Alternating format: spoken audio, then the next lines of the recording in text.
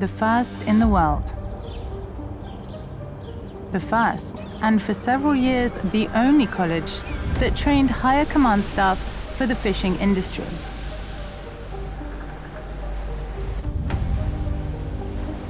Unique, special, the best.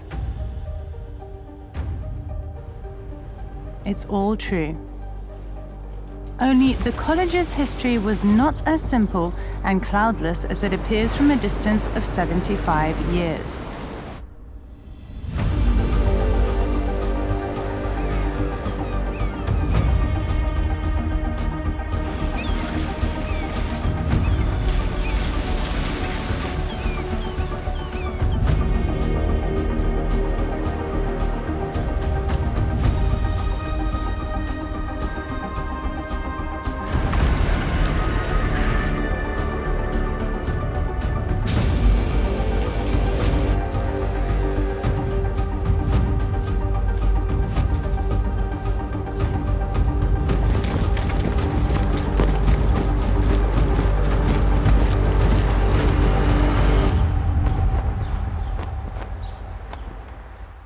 August 28, 1949, a Sunday. It was a quiet day until the Communist Party office received an urgent message from Moscow. To enhance the training of engineering personnel, the Ministry of the Fishing Industry is hereby instructed to reorganize the Murmansk Marine College into the Murmansk Higher Marine College. Chairman of the Council of Ministers of the USSR, Stalin.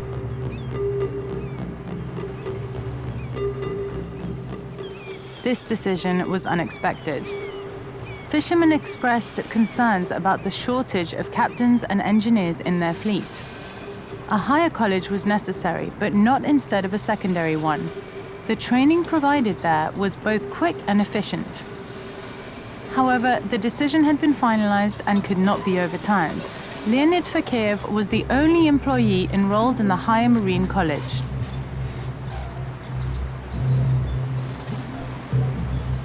Fokheyev graduated from Moscow State University. In 1940, he was appointed to Murmansk to teach mathematics at a teacher's institute. During the war, he served as the commandant of the operational airfield. Fokheyev recommended Nikolai Rayevsky for the position of chief. Before the war, Rayevsky served as the director of the Murman River Training Center. During the war, he led the air defense for the Northern Navy. Afterward, he worked as the chief engineer for the trawl fleet. The order for his appointment was signed on August 28, 1950.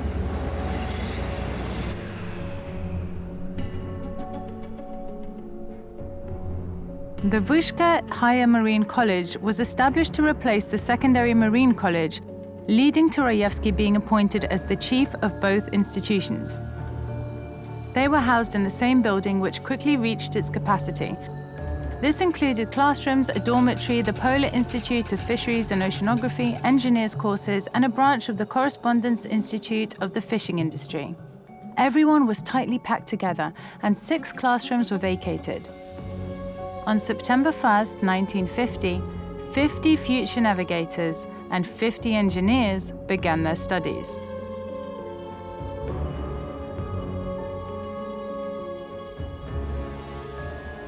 The initial 2 years at the Marine College were challenging. Well, at first, the polar night, you can't sleep. There were 25 people in the living quarters. Bunk beds, one was snoring, the other was tossing and turning. It was impossible to sleep all night. The guys came from different places. We needed to get used to it. And homesickness. For the steppe, you didn't think about studying, but about how to endure. Survive. Get used to everything. That dampness, you know, the weather conditions, the endless rain, mud, gray all around.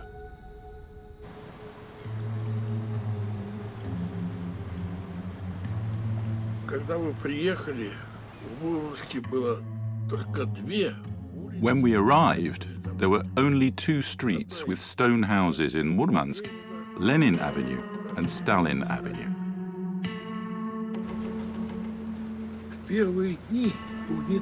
In the first days, everything was depressing, and the college itself, and the city, and the port, which smelled of rotten fish. There were rusty, very unattractive vessels in the roads.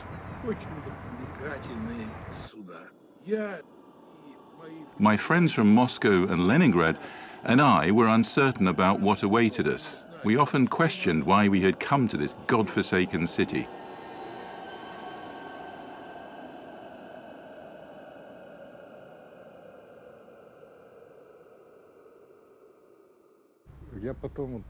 I later realized that the Marine School was fortunate. In the 1950s, there was an anti-Semitic sentiment within the government. Many Jewish teachers relocated to the north, bringing with them a wealth of expertise. They introduced classical curricula that mirrored what was taught at the Polytechnic Institute in Leningrad. We studied the strengths of materials in depth. However, one might wonder why electrical engineers need to study strength of materials. I remember a massive textbook by Belyaev. It was daunting. Even now, I still feel uneasy just thinking about it. Then there was Beslavsky, the head of the technical mechanics department. Just imagine, Beslavsky would walk into the room. He puts on white gloves, takes a piece of chalk, and starts writing. Do you think the safety coefficient is equal to 1? He asks. How do we know? It's not that simple, he continues, beginning to explain why.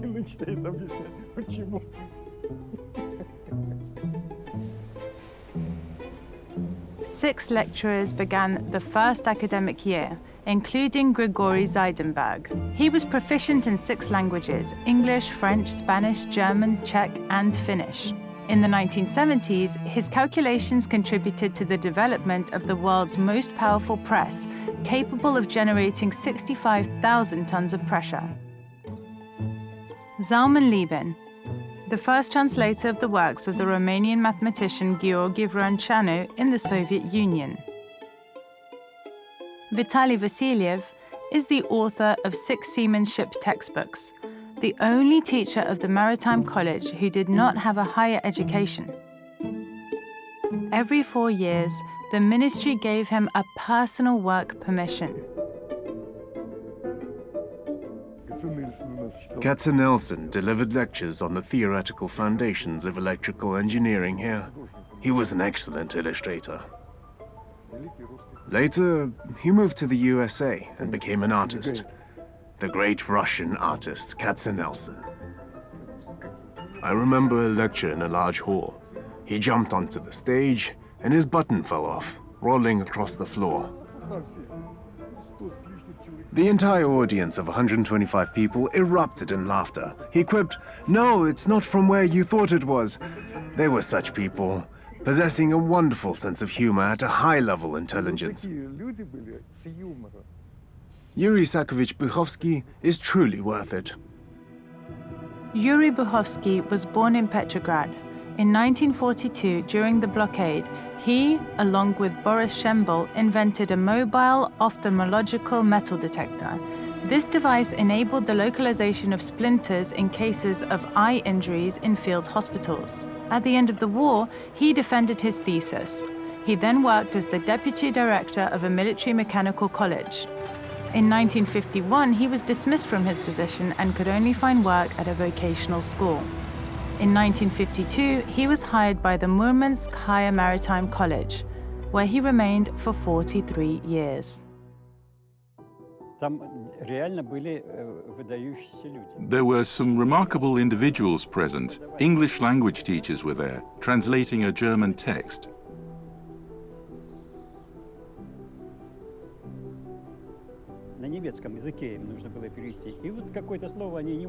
Despite their efforts, they couldn't find one specific word. Yelcheninov, a teacher, walked by and said, "A well." That was the word they needed. It turned out he was a holder of 3 orders of glory, a scout, fluent in German,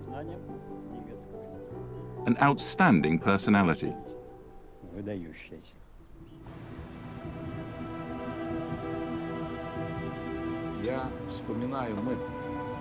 We had an ironic attitude to the discipline of hydrometeorology.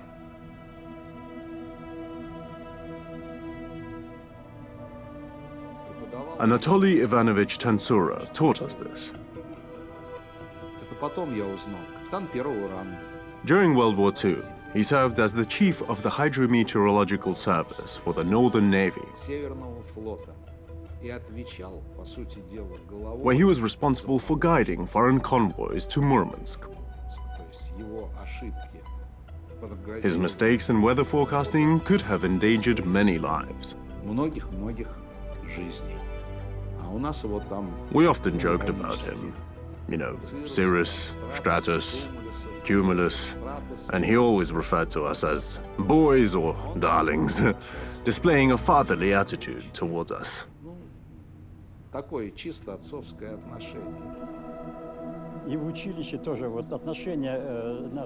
the college, the teacher's attitude was both firm and serious, yet also human, which always attracts.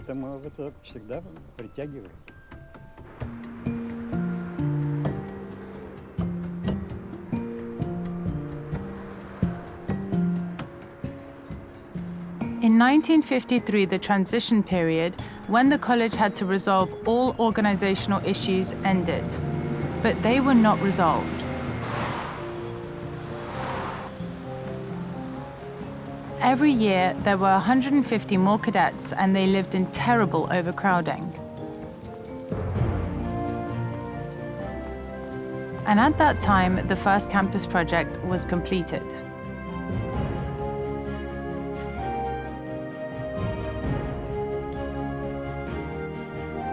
It was to occupy a huge space from Stalin Avenue to Kirov Avenue. A school was built into the project. It was supposed to house a dormitory. The monumental main building of the college. Columns, grey granite, sculptures, a grand staircase, and the decoration of the ensemble was an 8-story tower with a golden spire. Each floor had its purpose: library, museum, classrooms of navigation and marine astronomy, and laboratories. On the 8th floor, there had to be an observatory, which in the event of a new war was to become an air defense command post. The city allocated the land. The work plan was drawn up outlining what to demolish on the territory of the future campus and what to build in its place. It remained only to wait for the ministry's order.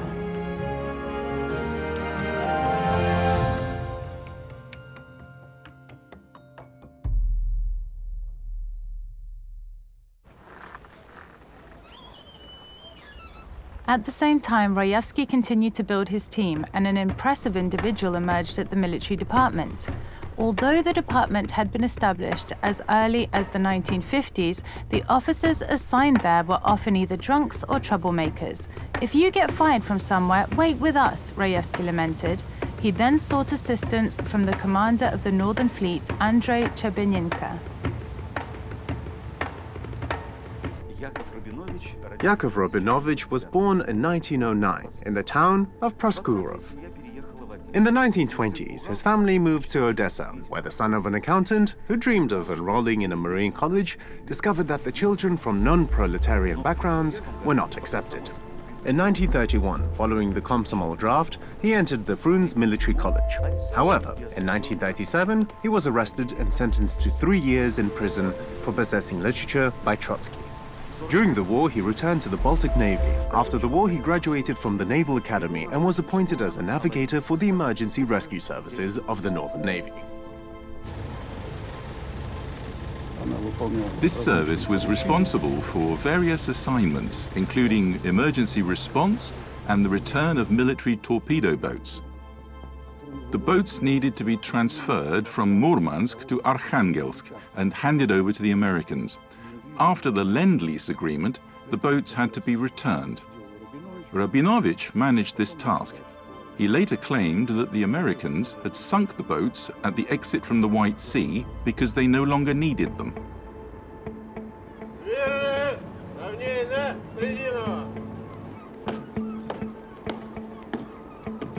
Командир, курсанты Мурманского арктического университета.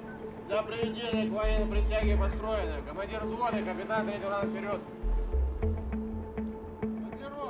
Rabinovich established the military department of the college, adhering to the finest naval traditions, emphasizing discipline, order, and law.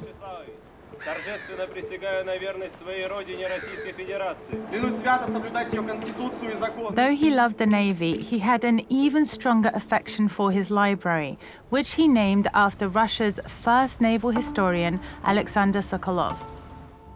The library housed several thousand books, including unique editions dating back to the time of Peter the Great.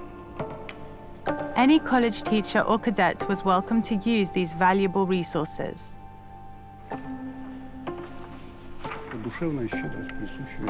This spirit of generosity is a hallmark of truly outstanding individuals. His collection included books in various languages such as Czech, Polish, German, Ukrainian, and Russian. The subjects encompass naval topics, sea voyages, and naval affairs, resulting in a unique repository of knowledge in one specific area. In total, his vast collection comprised 18,000 items, making him the foremost marine bibliophile in the Soviet Union.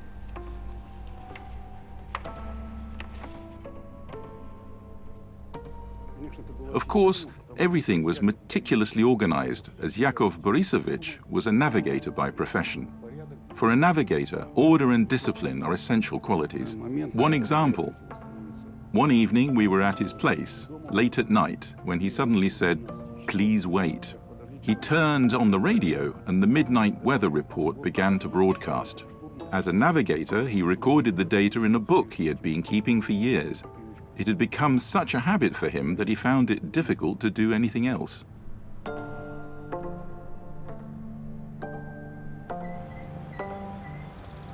Yakov Rabinovich bequeathed his collection to the Saltykov-Shchedrin State Public Library, and to this day his work remains alive and in demand.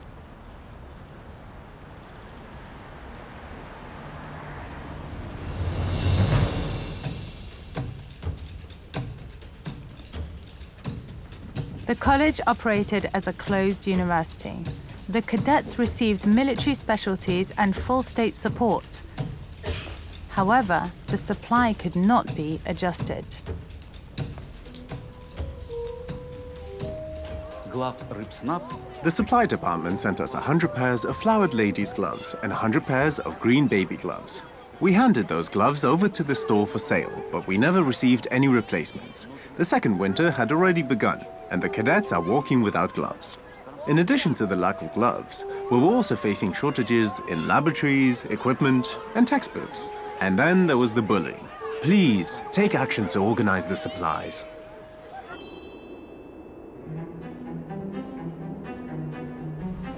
In the fall of 1954, Rayevsky was summoned to Moscow to discuss development plans. He came back as black as a cloud. The college was being prepared to transfer from the Ministry of Fisheries to the Ministry of Education. The Vyshka Higher College was relocated to Leningrad, and a location on Vasilievsky Island was identified for the construction of an educational complex. Rayevsky was instructed to prepare a justification for why it was impossible to work in Murmansk.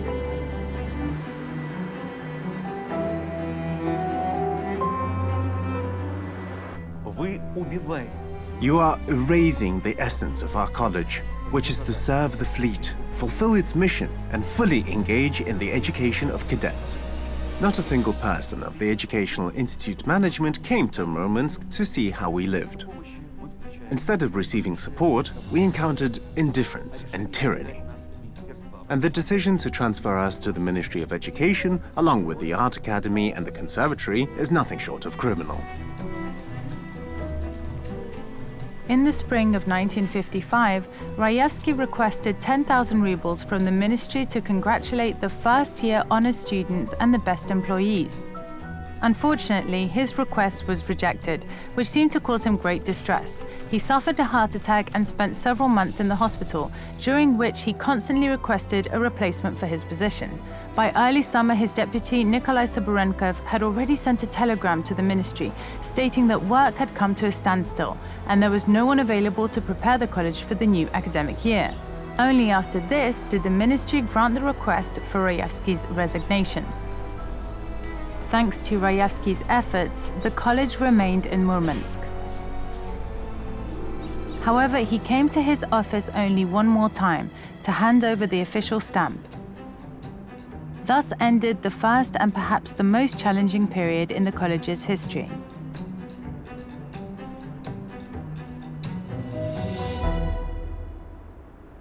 Евгений Портнов родился в Киеве. Yevgeny Portnov was born in Kiev and graduated from the Frunze Naval College. He was fluent in English and was one of the first specialists in naval intelligence. During the war, he led the 2nd Coastal Radio Detachment, which served as the decryption and intelligence unit for the Northern Fleet. After the war, he was transferred to the Amur Flotilla and assigned to the specialist task in Manchuria. In 1950, he returned to the north.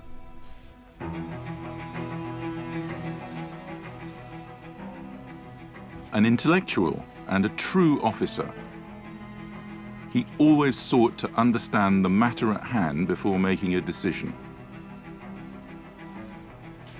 His respect among the city authorities was enormous. What contributed to the college's remarkable growth and its ability to attract such talented staff? It was his reliance on a strong personnel. You can build any walls and laboratories you want, but without intelligent, active, and interested individuals, nothing will succeed. Everyone contributed to our efforts. There was Rostislav Stasievich, an inventor of the catapult, who was part of a team that developed an ejection system for astronauts. Meanwhile, Portnov was able to unite everyone, fostering a wonderful and creative atmosphere.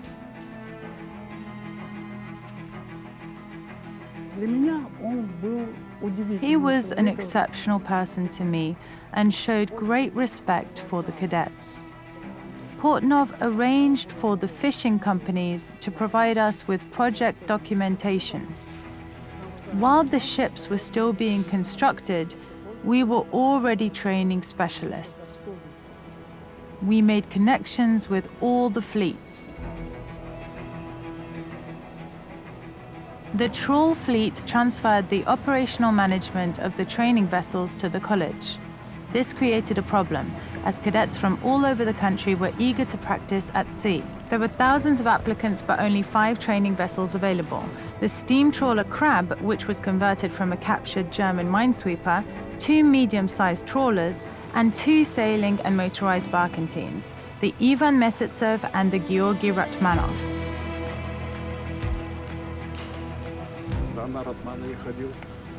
Yes, I remember being on the Ratmanov and having a night watch. I woke up to complete silence.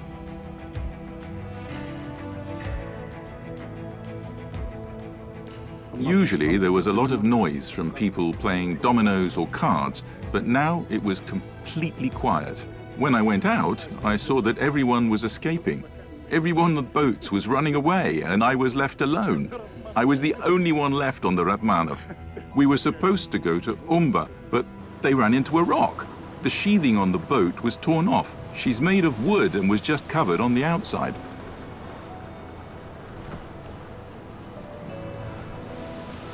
Sails were introduced after the first year.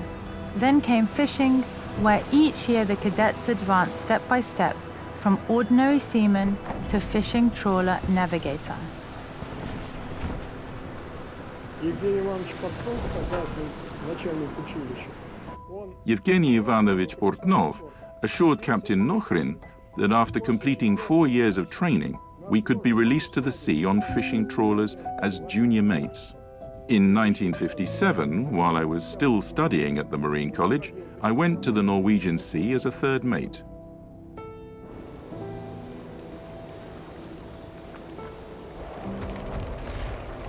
The following year, in 1958, I worked in the Barents Sea as a junior mate. I had to navigate the ship solo from Cape Pinagori to Tiva Guba, where I moored the trawler to the pier, collected ice and water, unmoored and went fishing, all on my own, as the commanders were drunk and unable to fulfill their responsibilities. пьяными не могли исполнять свои обязанности.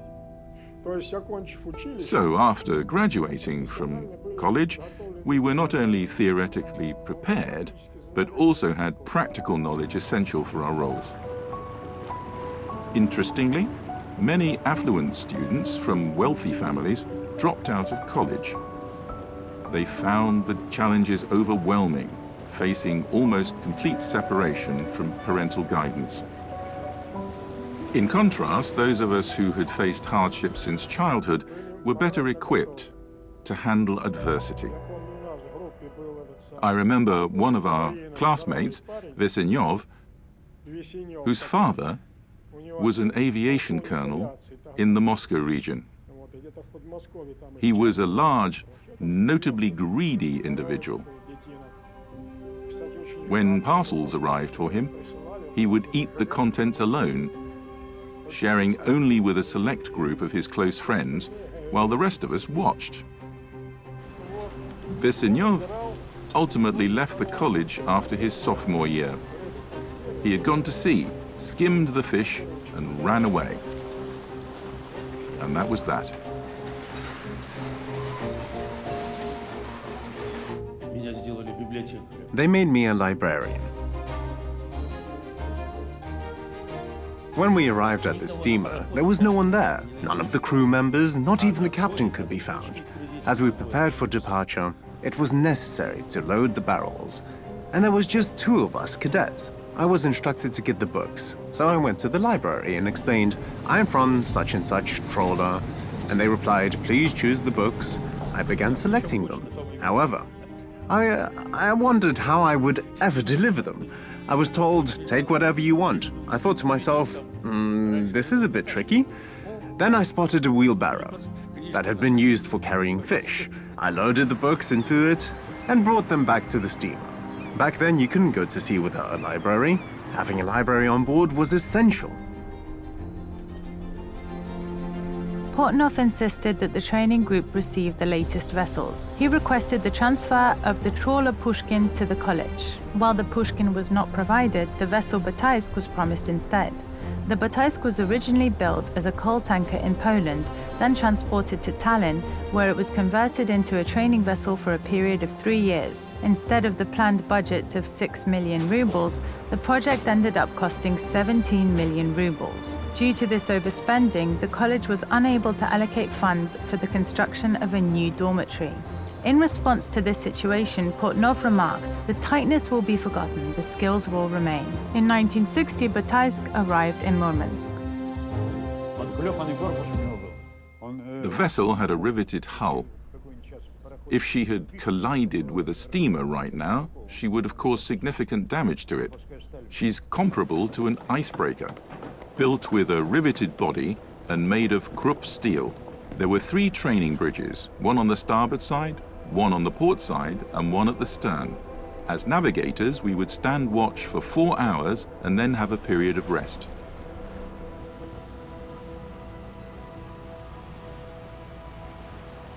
We had 27 sextants on board. There were 5 Soviet ones, as well as Dutch, English, and Spanish. All of them were in the study room, and it was important that you were familiar with each other. There was a fundamental training led by Boris Dolmatov, who was in charge of the practice. It was quite hot, so we slept on the deck. And Boris Palich woke me up at 5 o'clock saying, Sash, Get up, it's your turn.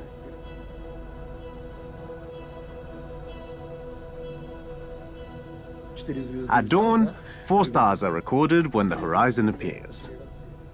You must complete a task in half an hour, identifying 4 lines of position. Well, can any cadets do this now?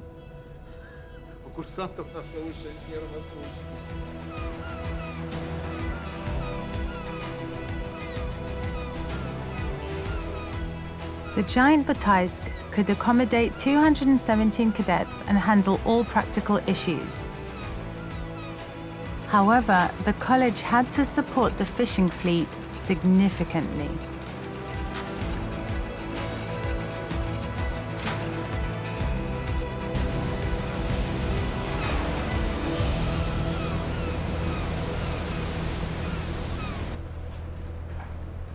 In the 1950s, fishermen faced a significant shortage of workers. The shortage was so severe that ships implemented an off-watch system, meaning everyone except the captain and the cook would go out to process fish.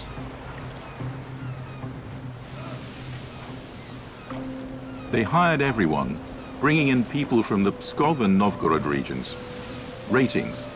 Before I knew it, I had run out of cologne. They had consumed it all.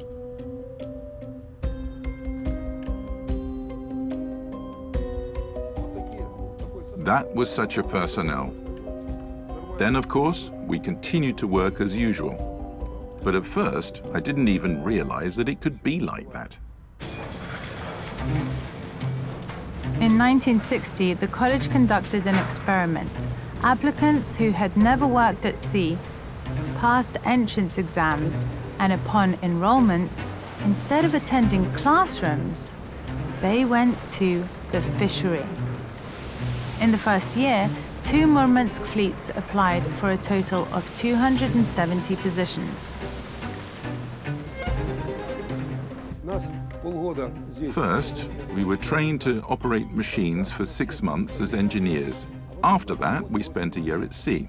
If you could manage it, you had the opportunity to continue your studies. The entire ship is powered by steam.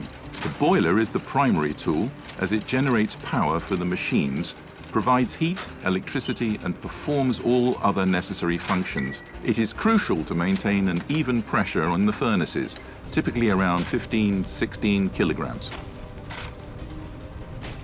Initially, I worked as a stoker using solid fuel and later transitioned to working with liquid fuel. Being a coal stoker requires physical strength. It's challenging on a ship with only 3.5 meters of space and shovels to work with. There are 3 furnaces, and you must distribute coal evenly into them to ensure proper burning, preventing steam from escaping. It isn't an enjoyable task, but it's manageable. We had a group of 35 people. Unfortunately, 2 did not make it through the training, but all the others successfully passed the selection process.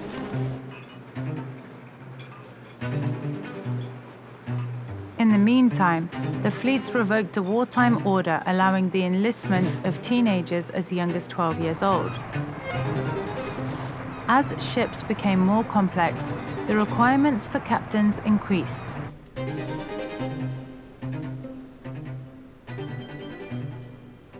I've always wondered how the old captains look for fish, especially the pomoros.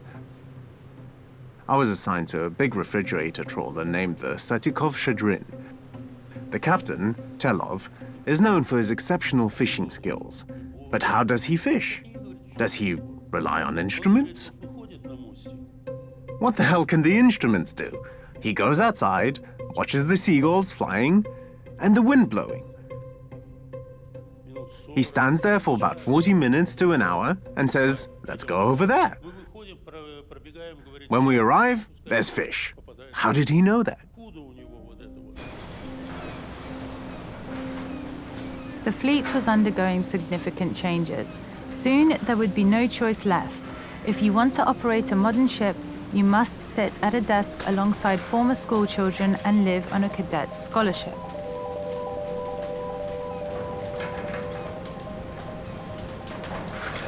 Then the Ministry of Fisheries issued an order stating that only individuals with higher education qualifications could operate large tonnage vessels.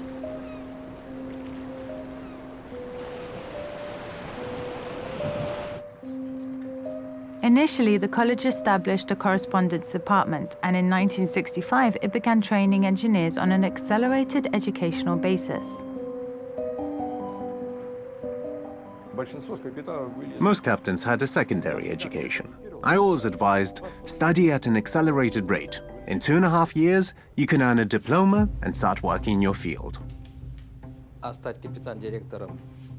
To become a captain and director of a super trawler, one needed an education. After a successful voyage to the Pacific Ocean, I received a recommendation and enrolled in an accelerated program. Upon completing it, I started a different career.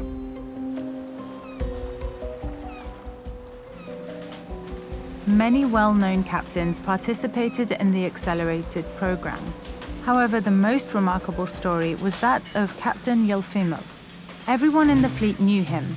During the war, he sailed in convoys, and his crews set records for catching fish. Suddenly, it was revealed that Nikolai Yelfimov had no documents to confirm his education.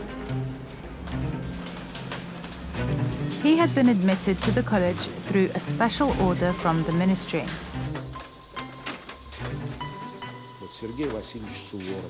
Sergei Suvorov, the renowned captain of the Serepolod fleet, was one of our students. Vladimir Zhuravlev, who served as the chairman of the examination board for our state exams. He was also the deputy chief of navigation at Serepolod fleet.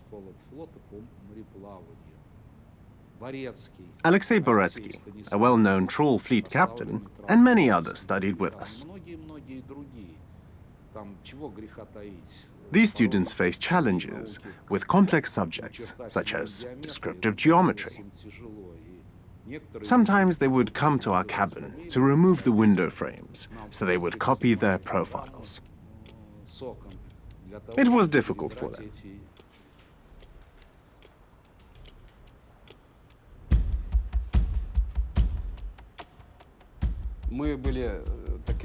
We were in a special position, but the requirements remained the same for everyone.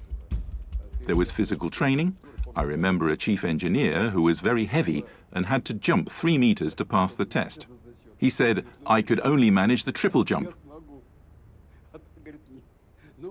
It is a joke, but we had to meet all the requirements. We were on college duty and participated in everything, but there was a special attitude. Working with accelerated students wasn't easy. The captains would sit at the students' desks. One of my graduates is Markedonov, the former head of the Fish Port Administration.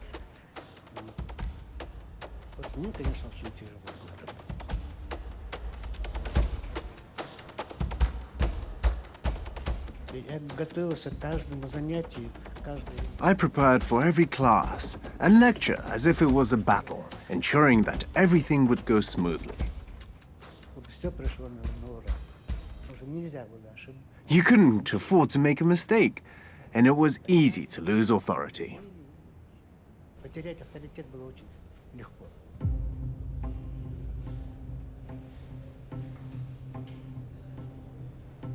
After Murmansk, an accelerated training program was implemented in all the country's fishing colleges. Most of the prominent fleet managers graduated from the accelerated program.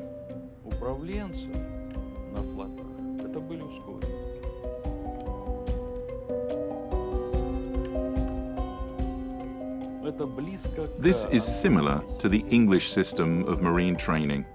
To advance to the next level, you must complete training.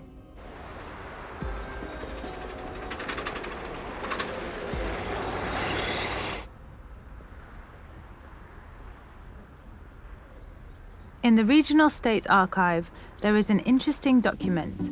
In the 1960s, Murmansk grew due to its fishing fleet and maritime colleges. Moreover, more people came to study here than to work.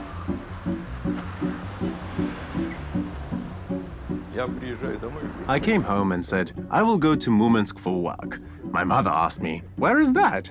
She didn't know. Mum started crying. My father got angry and said, couldn't you find a place closer? I replied, no, I'm going, and that's final. The guys I know will meet me there. I'm from Siberia, and I've only ever seen the Ob River. The first time they took me to the port, we walked past the piers, where small ships were moored 7 in a row. There was a fish factory where they processed flour. As we passed by, I covered my nose with my handkerchief. How could I have come here? The stench was unbearable.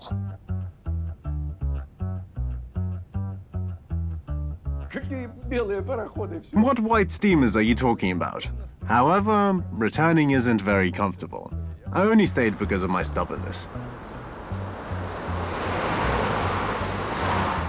For nearly 20 years, the college had successfully recruited cadets through Makarovka. One goal, to become a captain, led to both Leningrad and Murmansk.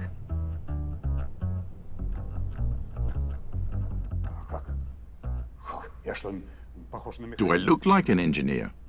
We called these oil navels and those soldering irons. They referred to us in another way, but I won't name it.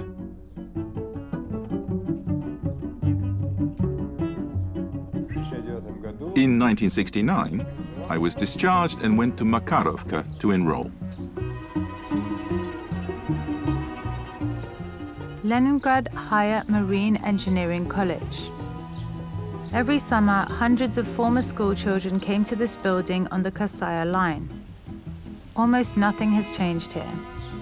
The same old park, the walls made of red pre-revolutionary brick, and the staircase, which was once the main entrance. The only difference is the niche opposite the entrance, which used to hold a portrait of Admiral Makarov.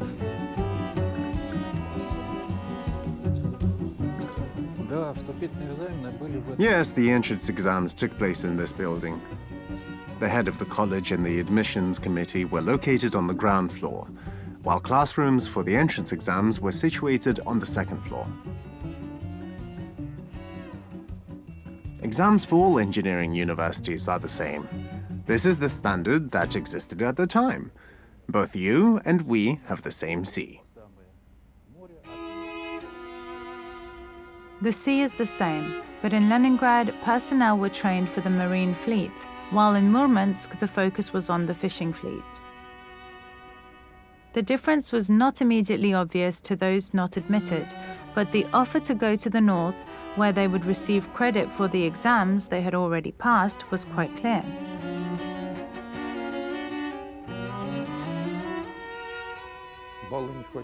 This score was not enough, and we did not pass the competition. I was uncertain about what to do. Suddenly, an officer appeared, captain of the 3rd rank, Solovyov. Why are you sad? He asked. Let's go to Murmansk. The name is the same.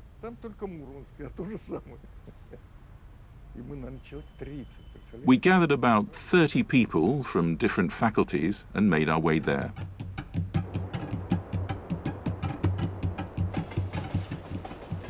We arrived in Murmansk late at night, and upon our arrival, we were greeted and led to the Marine College along wooden walkways. It was so dirty. When we got there, we saw darkness and bare bunk beds. There weren't even any mattresses. They told us, you can spend the night here, and you'll receive your things tomorrow. Everything will be fine. I remember that in the morning, several people quickly packed their belongings and ran to the train station, but I decided to stay. Where would I run to? I would remain no matter what happened.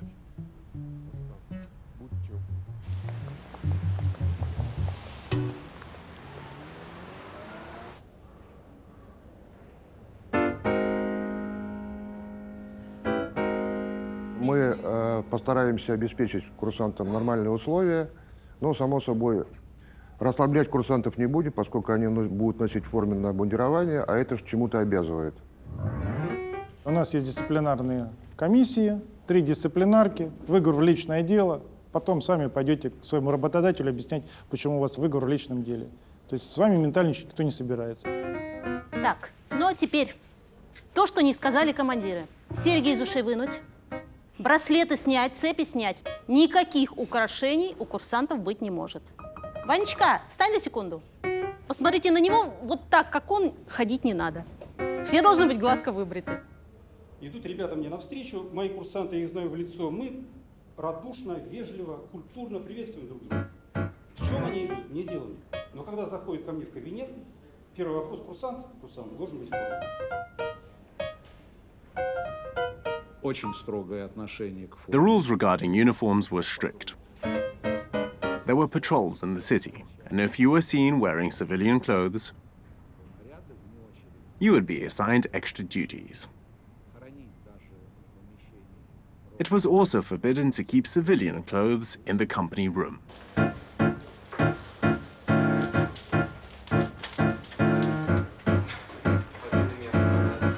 Подходим, чтобы я на вас посмотрела. Первый кто? Меряем. In early fall, cadets are easily recognized by their large bundles of uniform, which include everything from socks and underwear to winter hats. Это чехол на фуражку. Everything is given out in strict order according to size, with fitting and selection. Большеват? For cadets in the 1950s, a picture like this would be incredible.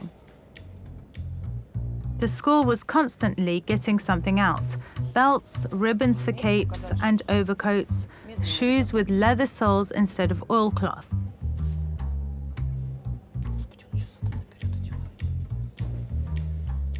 The correct sizes were requested in government telegrams, and they still sent valinki of size 23 or children's rubber boots. The issue was resolved in 1957, when the college, the first in the country, began receiving shoes from Czechoslovakia. Размер обуви какой?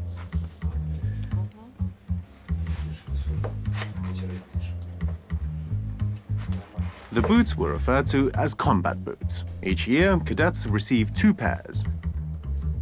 One pair of work boots made of pigskin with metal rivets, and another pair of dress shoes made of chrome. Налево. However, only the chrome dress shoes were provided to the senior cadets. They would take these shoes to the consignment store while wearing their own pairs.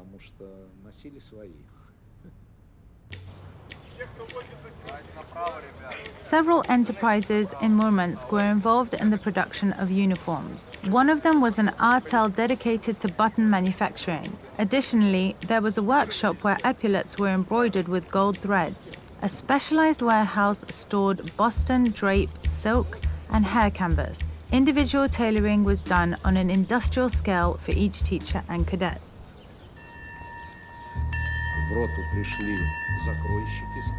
Cutters from the 13th tailor shop visited the company to take measurements, as each cadet would receive a custom-made dress coat.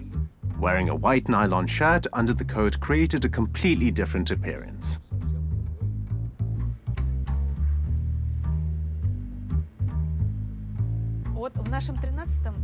Our 13th tailor shop employed 100 people. We operated with 2 shifts. There were 2 brigades dedicated to making men's jackets and 2 brigades focused on crafting pants. Additionally, we had a brigade for the first fitting, as well as a women's jacket crew with 2 of each brigade. 100 people. Every day we sewed 15 jackets, and for each jacket, we made 2 pairs of pants. This meant we produced 30 pairs of pants daily. We had many cadets from the secondary and higher marine colleges. The amount of work was large. The best tailor for uniforms was Fiedes at the Marine Tailor Shop. He was an exceptional tailor and would take your measurements just by looking at you. Yes, it was my tailor, Alexander Andreevich Fedos, a master of his craft. He could look at someone and know how to cut their garment. His real name is Safrony Adrianovich Fedos. He was born in the small village of Knyazivka in the Rivne region. He completed 4 years of rural school and did not pursue further studies elsewhere. Отряд советских военных кораблей подходит с визитом дружбы к берегам Англии. In 1955, as the naval delegation led by Admiral Arseny Golovko prepared for its first post-war visit to Great Britain, the admiral had his uniform specially tailored by Fedos. Fedos had been working as a cutter at the same tailor shop for 49 years. He was an outstanding individual and an excellent mentor. We collaborated exceptionally well.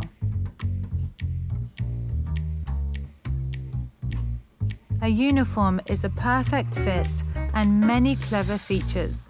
No other garment has as many ways to enhance any figure.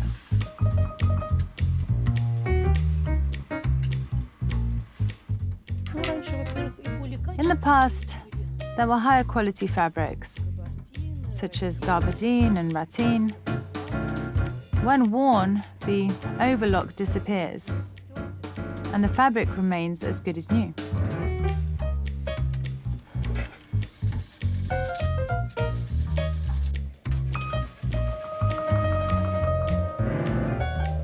The individual tailoring system for cadets lasted 15 years. After that, a uniform factory opened in Leningrad, and Murmansk began receiving complete sets.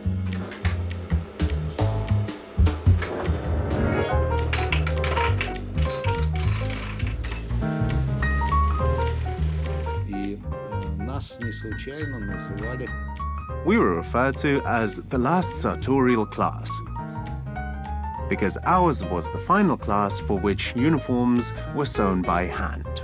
After that, everyone received standard Dutch jackets. By the time we reached our 3rd year, we, too, were given the Dutch jackets.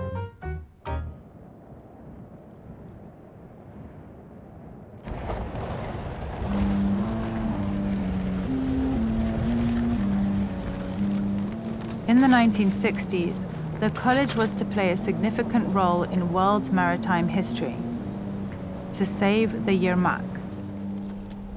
The life of this great icebreaker was nearing its end. The initial triumphant expeditions to the Arctic were now behind it, as were its notable achievements, including the first distress signal transmitted by radio to the Yermak by its inventor, Alexander Popov, and the rescue of the first drifting station under the guidance of Papanin. The icebreaker had served during the war and was stationed at the Palace Embankment in Leningrad. In 1950, the Yermak arrived in Murmansk. Yes, she was undoubtedly beautiful, a vessel hailing from the past. Cabin was adorned with natural wood panels, far more than those found on the icebreaker Lenin. It featured a riveted hull, a teak deck, and a powerful steering wheel. However, the time had come to decommission the Yermak. There were limited options, either to dismantle the ship for metal or to preserve it. Legendary captains and polar explorers stood up for the life of the Yermak. Scientists and schoolchildren supported them. The Institute of Arctic and Antarctic Research aimed to use the icebreaker as a scientific base, while the Higher Marine College intended for it to serve as a training ship. And it happened. The icebreaker Yermak is being transferred to the Ministry of Higher and Secondary Specialized Education at no costs.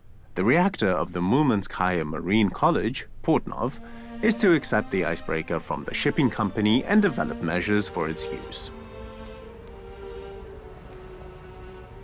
The college discussed impressive projects for the Yermak, including a museum, dormitory, laboratories, and a lecture hall. However, 6 months later, they began to address the high costs of maintaining the icebreaker. Yuri Levin. We feel sorry for Yermak, but repairing it alone will be very expensive. No, it's too costly to leave it. Anatoly Kolesnichenko. It's too expensive to keep Yermak as a relic. Additionally, the icebreaker lacks any special merits. The Aurora is enough for us.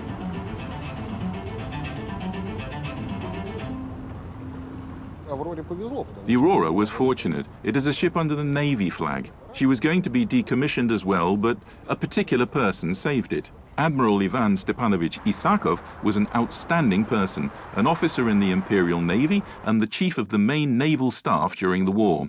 Initially, the Aurora was assigned to the Nakhimov Naval College as a training ship. Later, a branch of the Naval Museum was established aboard the ship. While the Aurora was fortunate in its fate, the Yermak did not share the same outcome. In the spring of 1964, the decision to transfer the icebreaker to the Murmanskaya College was reversed. Instead, a new order was signed to decommission the Yermak, to create 2 models, donate valuable items to the museum, and to produce a film about it. The last task undertaken by the college faculty was to calculate how to raise the icebreaker for dry docking and safely store it until better times. Unfortunately, these calculations turned out to be futile. Repairing the icebreaker would require 1 million rubles, while Vtorcher Met was paid 2 million rubles to scrap it. Lifting it onto land would only have cost 10,000 rubles. This chapter concluded there, but in 30 years, the Marine College would revisit the story.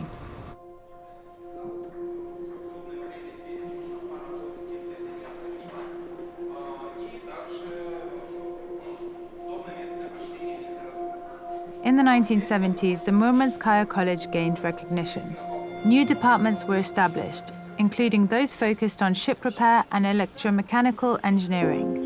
Eventually, the college transitioned from being solely a marine institution to one specializing in marine engineering. It is under this name, the Murmanskaya Marine Engineering College, that it would continue to operate for most of its history.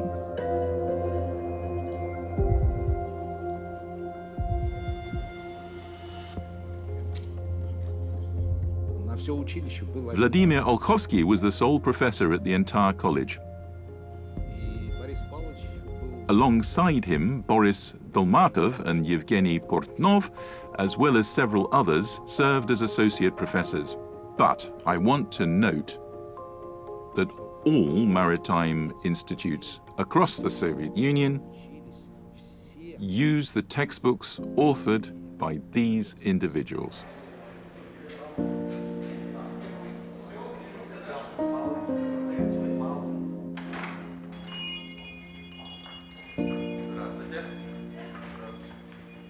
Вы сегодня получаете комплект учебников, который вам нужен будет для первого семестра. Поняли? Так, хорошо. Вот это для нас, это главный документ.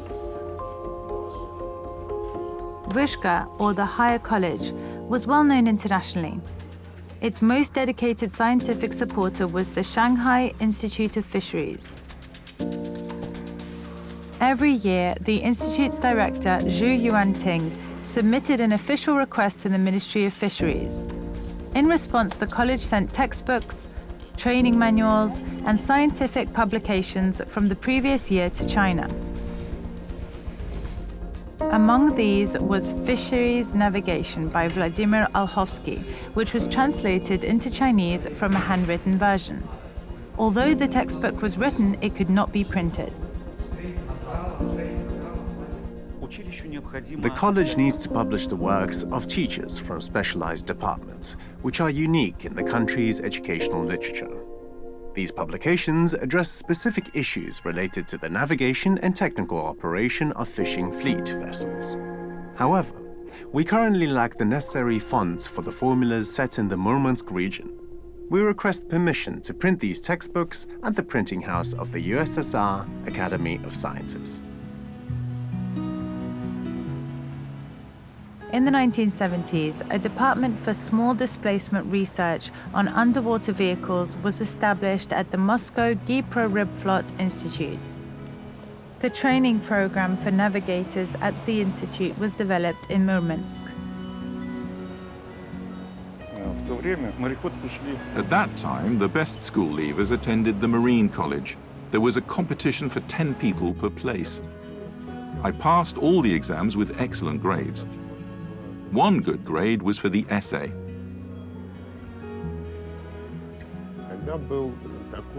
There was the status of candidate for cadets, those who did not score enough points on the exam.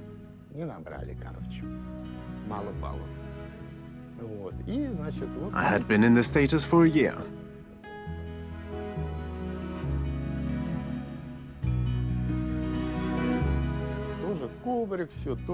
The living quarters and forming up were the same, but the only difference was that we were in civilian clothes.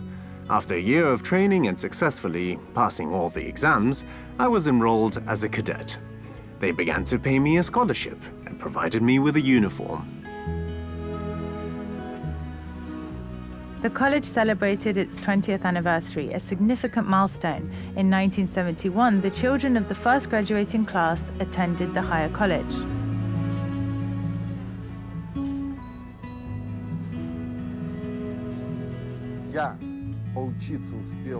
I studied with the teacher who taught my dad, Boris Vasilievich Golubyev. He taught us about refrigeration plants. He even remembered me. When he saw my name, Zabolotny, he looked at me and asked, "Is your patronymic Vilevich?"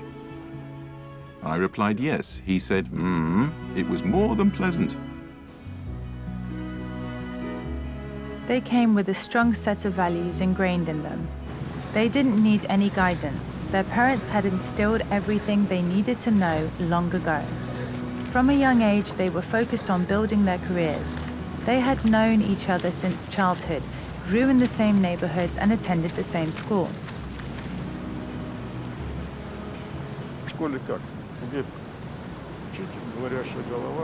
How's school going? Teachers are cramming information into you. But that's not the case here. You can engage with it or not. It's important to think for yourself.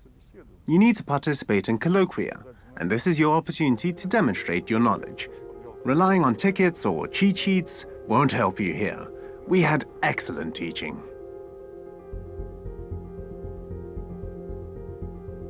We were always told, as engineers, you should understand not just how things are organized, but why they are organized that way. In other words, we were encouraged to be creative.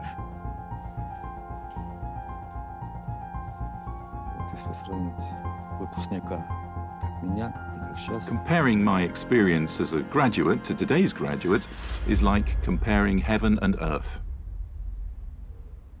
We had our chemistry exam on December the 31st at 10 p.m. In just 2 hours, it would be the new year. Everyone knew this would not be a typical exam, but rather a laid-back experience. We dragged everyone, even those who were sick or limping, into the classroom to take the test. We supported and encouraged one another.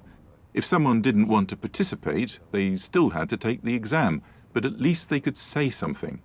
We offered hints, assistance, and provided cheat sheets. I don't know, but go ahead anyway. Cadets nowadays don't have that kind of camaraderie.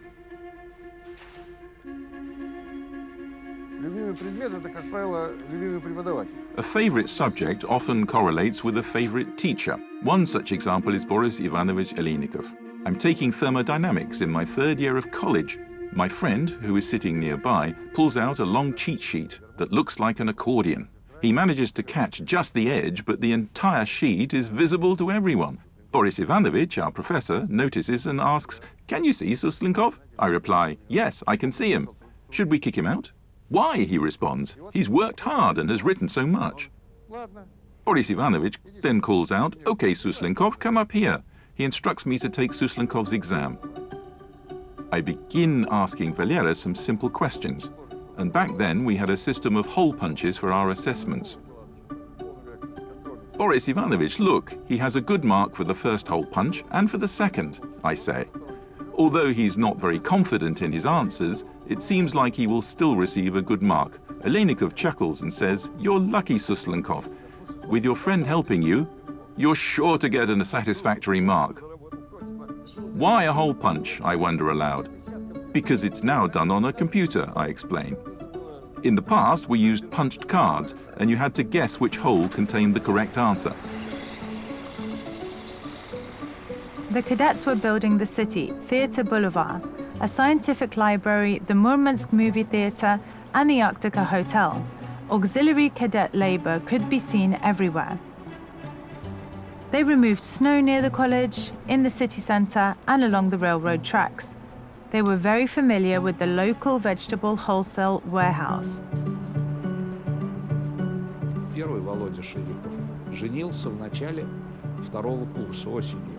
Volodya Shirikov was the first person in our class to get married. We earned money for his wedding. Everyone in the company gave him one day's wages. Самое денежное, но самое тяжелое. Unloading potatoes from the wagon was the most challenging part, but it was profitable. The potatoes were not in sacks, but scattered. They had to be put into sacks and then loaded into the truck. 8 people received 16 rubles each for unloading one wagon. That was more than a month's scholarship. То есть месячно, ну, больше даже чуть, месячной стипендии.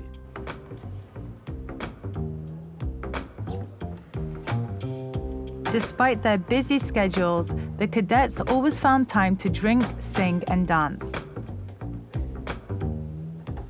A typical married couple from Murmansk, consisting of a cadet and a future teacher, often met at parties held at the Pedagogical Institute or at discos at the Marine College. Amateur artistic activities had always thrived in this environment.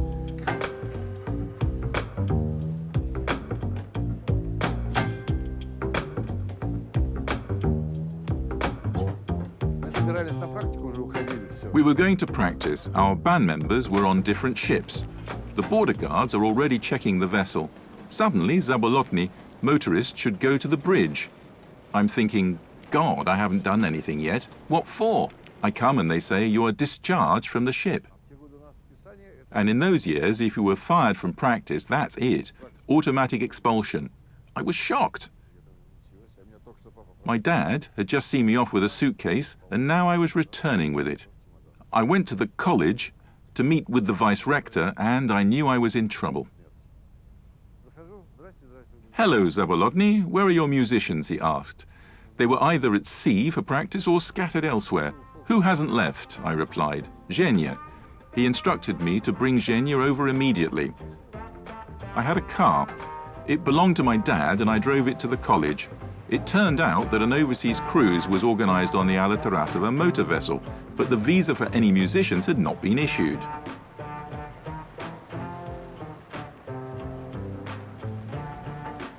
When we returned, I opened my sailor's passport and saw a stamp, actor. Confused, I asked, what is this?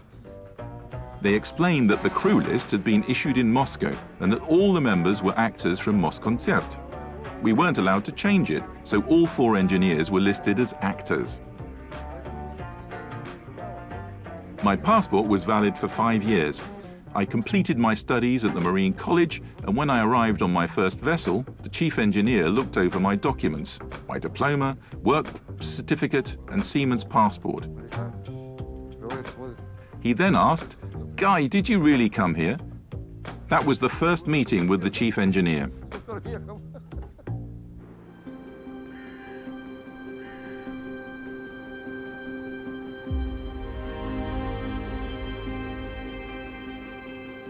Everything was fine at college, except for space.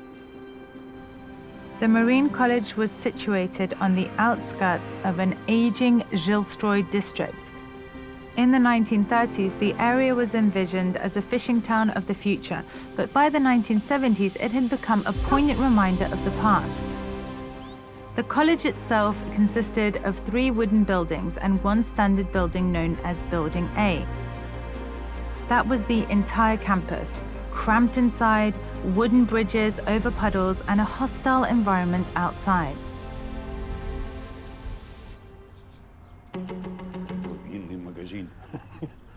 There was a liquor store here and another one there. Boris Pavlovich closed it down. There was also a tap house, and some wooden houses nearby. Then, they began to clean up the area. In 1966, an architectural and construction workshop led by Ignaty Trofimov began working on a new college project. Trofimov was born in the town of Sudzha in the Kursk region. He graduated from the Architectural Institute and joined the Commission for Surveying the Holy Trinity, St. Sergius Lavra. The dimensional drawings and calculations he created became the basis of the master plan for restoration. He devoted 13 years to the Lavra.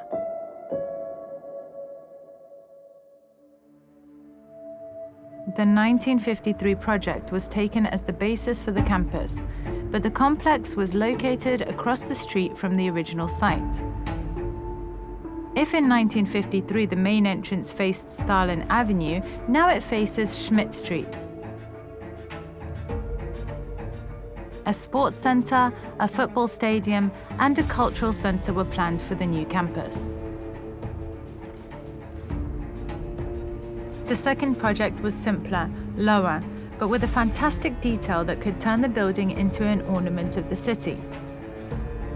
Trofimov suggested making the semicircular part of the main building completely transparent and hanging models of different fishing vessels in front of the glass to create the illusion of a moving fleet. However, in Murmansk, they did not find a glass of the correct size. Yevgeny Portnov signed the decision to start construction. But in June of '74, he handed over the post of head of the college to Boris Dolmatov, saying that those who would work should build. Thus began the third and perhaps the most inspiring stage of development.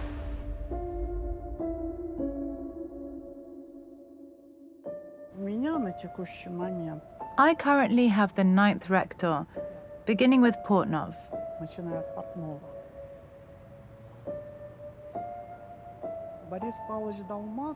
Boris Pavlovich Dolmatov lived and worked according to maritime regulations, strictly observing the orders. And it was tough. Those who had gone through his school continued to work in the same way.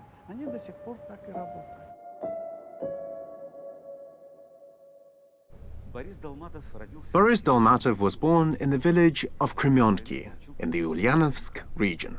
During the war, he received training to become an automobile mechanic. In 1947, he enrolled in the Admiral Makarov Leningrad Higher Arctic Marine College and was later assigned to the port of Providence on the expedition vessel Lomonosov. Dolmatov was forced to disembark after suffering a heart attack during one of the voyages. In 1956, his family relocated to Murmansk.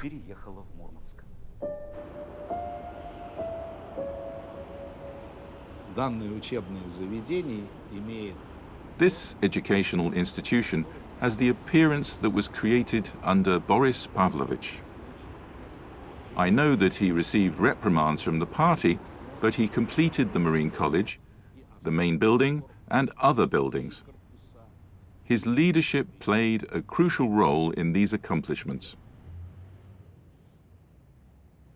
The unique aspect of that leadership is their willingness to trust the youth. My husband served as the vice rector for economic affairs, where he was responsible for overseeing the construction of these buildings. At just 28 years old, he was the youngest vice rector in the Ministry of Fisheries.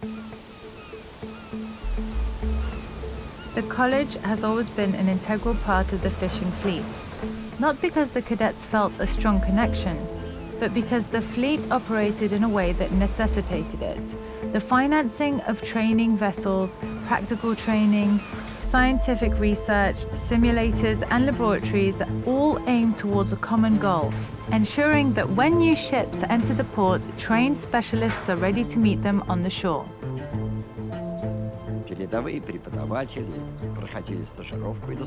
Advanced teachers are completed internships on ships.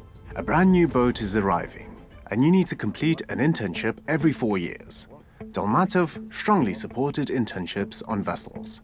They even assigned me to a ship.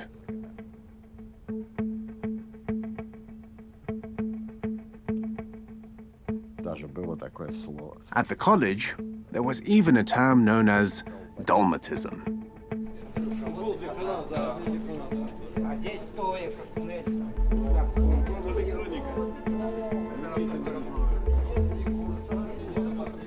In the past decade, nearly all the facilities in the college campus had been constructed. The departments no longer found themselves cramped in corners and cubicles. Instead, the laboratories were equipped with specialized facilities and state-of-the-art equipment. 50 years after their graduation, former electrical engineering students will still recognize both the locations and the equipment.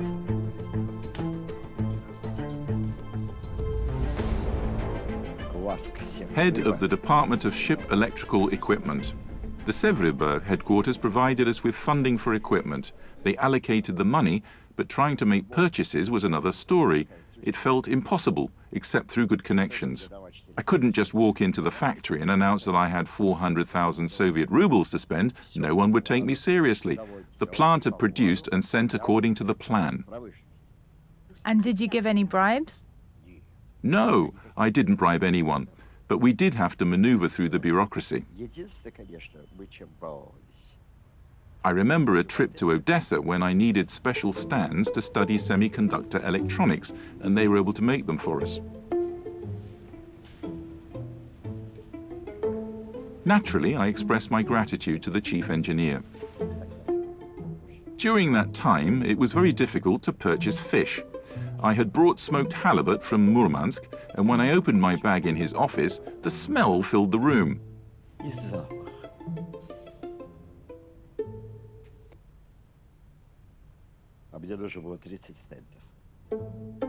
I needed 30 stands, and he called his assistant over saying, "A guy came here from Murmansk, and we have instructions to assist the northern institutes and other colleges."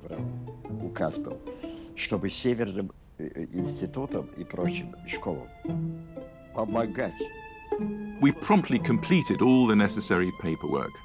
As I left, I slipped the package between his office windows. It was a unique experience, and it only happened once in my life.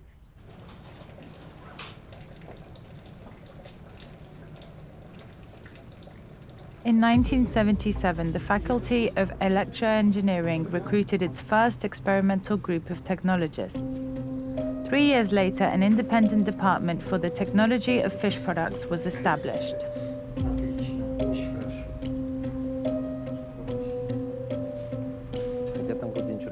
Freezing fish isn't complicated. However, there is a woman at the Polar Fisheries Institute who has been working with cod for 40 years.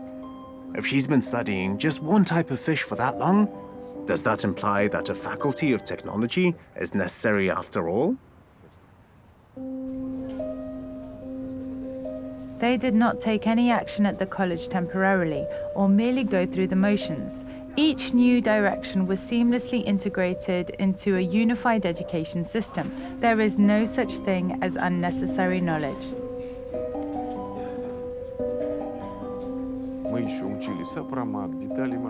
We also learned about the strength of materials, machine components, and technologies of fish and canned food processing.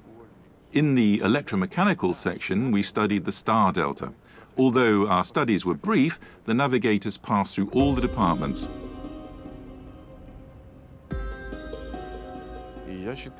And I think it is right. A captain must realize everything. To avoid being misled by a technologist, it's essential to understand the fish processing technology. We had a lecturer named Rulyov who used to say, "The fact that you are not technologists does not excuse you. I'll have you know everything."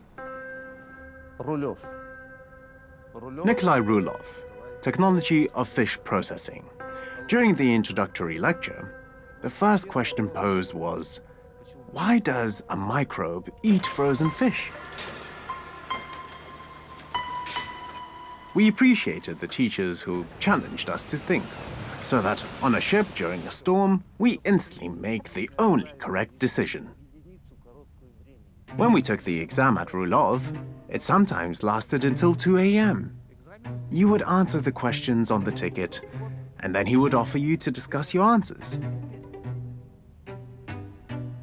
Teachers. Wait, why doesn't the microbe eat frozen fish? It doesn't have teeth.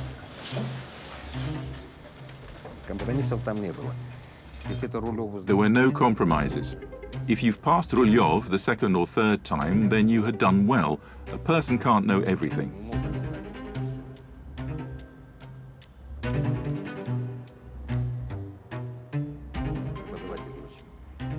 The teachers were very powerful. Bykhovsky, did you hear? I have a book with the inscription, "To dear N.G. Khazarov," from the author Bykhovsky. He gave it to me. Nowadays, we have computers, cell phones, and much of information used to be on recorders. My friend worked at the Komsomol Regional Committee, where she was in charge of student construction brigades. There was a factory that produced recorders. I asked her to bring some for the Marine College. What kind, she asked. I replied, a little bit of everything. I ended up taking a whole suitcase full of recorders, brought them here and gave them to Bykhovsky. In return, he gave me a book. Another teacher at the college set an unusual record. Миротворец похож на человека, который постоянно подкармливает крокодила, не зная, что последней жертвой станет он. The attendance for the scientific communism classes exceeded 100% as students from various courses showed up for his lectures. Все зависит от преподавателя. Я, например, приходил, читал им 2 лекции. The level of interest really depends on the teacher. I delivered 2 lectures as planned, and then asked the students what topic they would like for the 3rd lecture. And I read for 2 hours on a given topic. One day, I was giving a lecture about love, and I had an excellent student named Vasya sitting in the front row. He expressed with such longing, "Ramadan Gajimiradovich. They're all the same, these women." He was only 22 years old, and this was already his conclusion. Ему только 22 года, уже такой вывод, понимаете? I replied, "Vasya, they are so different that we, the fools, tend to think they are all the same." Что нам, дуракам, кажется, что они все одинаковые. Later, he passed the exam with an excellent grade. He was a good student. And his friend played for the national hockey team of the Murmansk region, a strong guy, weighing about 100 kilos.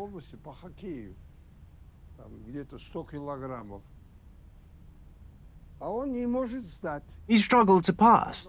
I told him, "Shame on you. Look at Vasya, 48 kilos and an excellent student." Then Vasya chimed in, "Ramadan Gajimiradovich. He has muscles everywhere, including in his head."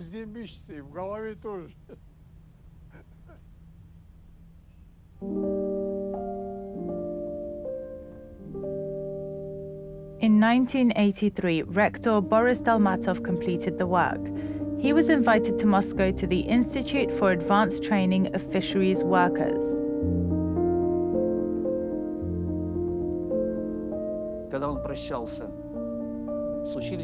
When he said goodbye to the college, he carefully inspected every company, opened every bedside table and closet, and checked everything thoroughly.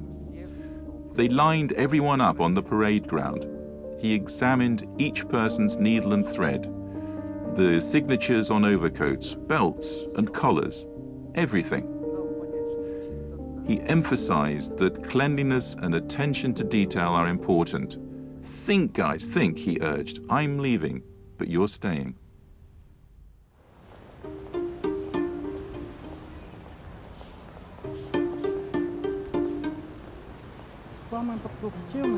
The most productive and brightest period was the mid-1980s. Everyone felt that we were ahead of the rest of the world. The 1980s were the time of the big Vyshka higher college. During this time, an extraordinary generation emerged within its walls: captains and shipbuilders, founders of fishing companies and factories, owners of marine and oil businesses, lawyers, suppliers, restaurateurs, musicians, and artists. One decade, ordinary teenagers. Some dreamed of a marine college, while others came from such distant lands where songs about the sea were rarely sung.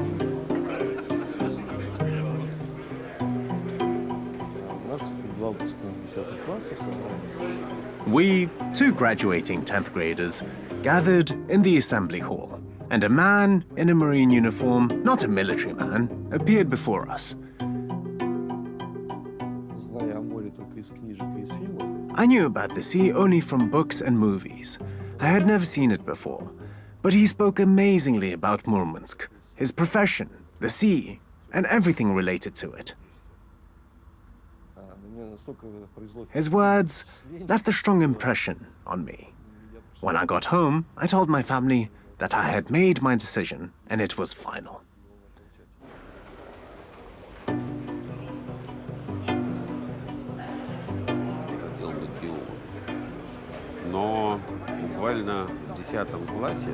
I wanted to be a biologist, but in the 10th grade, I met the chief ichthyologist of the Murmansk region, which sparked my interest in marine biology.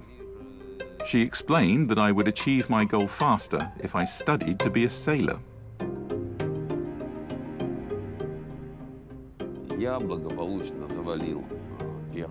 Unfortunately, I failed my first math exam due to a combination of overconfidence and cowardice. I was convinced that I would pass, but when I was given a cheat sheet, I was too afraid to use it. As a result, I received a poor grade and I dropped out.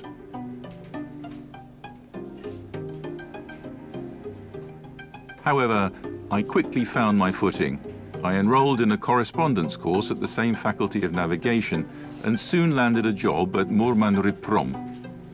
In September, I transferred to a higher marine college where I worked in the educational television laboratory and screened films for my fellow cadets. I still remember those moments vividly. If I mention that we studied for 6.5 years, someone will invariably interrupt and tell me that while someone studied for 6.5 years, I only studied for 5.5. They remind me that during the challenging first year of cadetship, I lived at home and spent my time watching movies. And yes, this is true.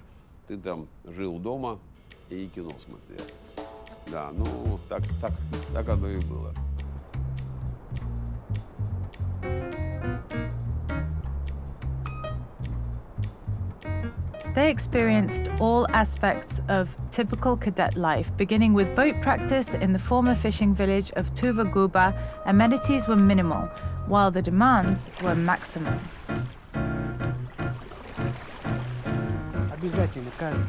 Each day consists of 6 hours of various classroom activities and 4 hours of boating lessons, which was challenging for the cadets. Later, when they encountered their instructors at the college, they referred to them by saying, "This is Tuva," and "This is Tuvicha." In other words, they had passed Tuva Guba together with them.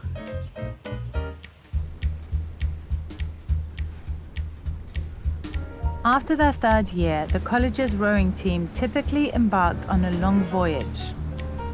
They traveled to Kerch, Astrakhan, and Volgograd. This journey served as excellent visual propaganda. In the fall, many school children from the cities along the Volga River became cadets at the college.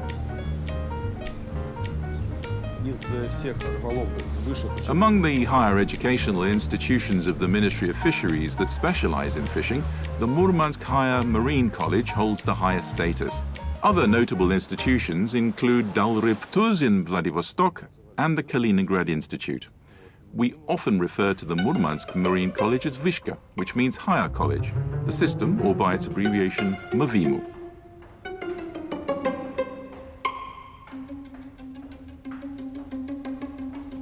на любое место, вот как, да.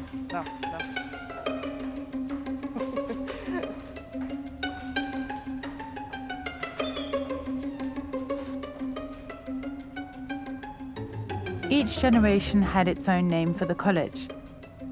For the first cadets, it was a base. They exited the Sreduhi, or secondary college, to return to the base. For the following generations, it became known as Vyshka, or higher college, and system. Что из этого судовое время? They lived within the system which shaped their lives. За 1 градус единица.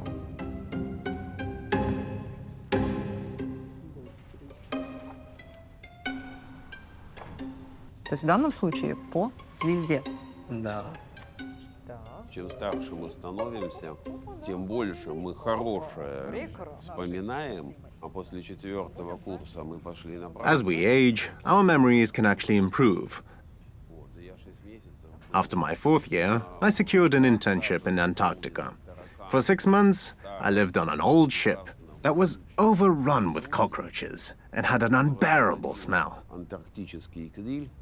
We caught Antarctic krill and turned it into flour.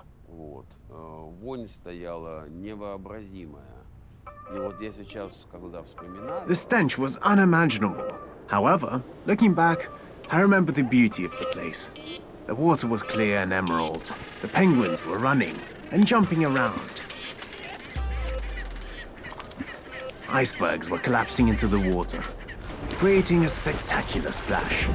It was beautiful.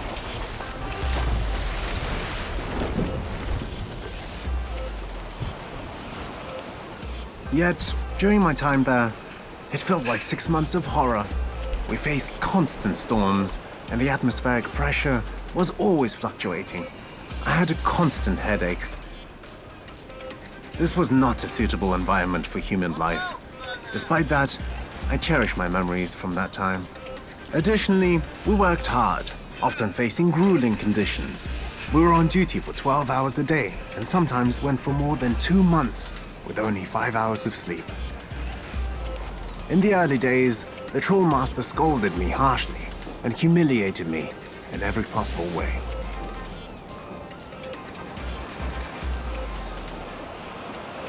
Первые дни он меня просто жестко ругал и всячески унижал.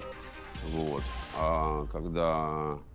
However, when we finished 2 months later, he patted me on the shoulder and said, "Listen, you kind of learned. I'm on the verge of tears, just thinking about it." This was such a compliment to me, because I had understood his contempt for me at first. Eventually, I got involved and earned his respect. It's cool. Он ко мне относился вначале, вот, а все-таки потом, что как-то я вот это все вытянул и заслужил его уважение, это круто, да.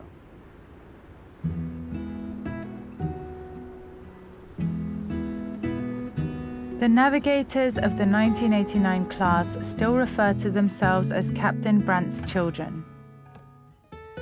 Professor Roman Brandt, the Dean of the faculty, will always be their mentor. They have enrolled Professor Boris Wolfovich as a cadet.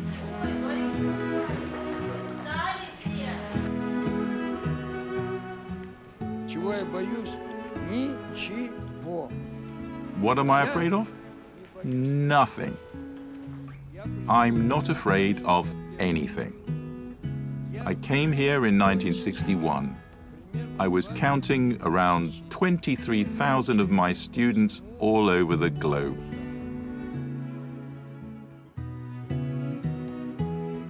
Boris Wolfovich was born in 1929. Хлеб. He survived the blockade. His father died at the front, and his mother died of starvation in Leningrad. Since then, he has never accepted compromises. He has hated laziness and shoddy work. He could be both rude and cruel because in his world nothing compared to the trials of war.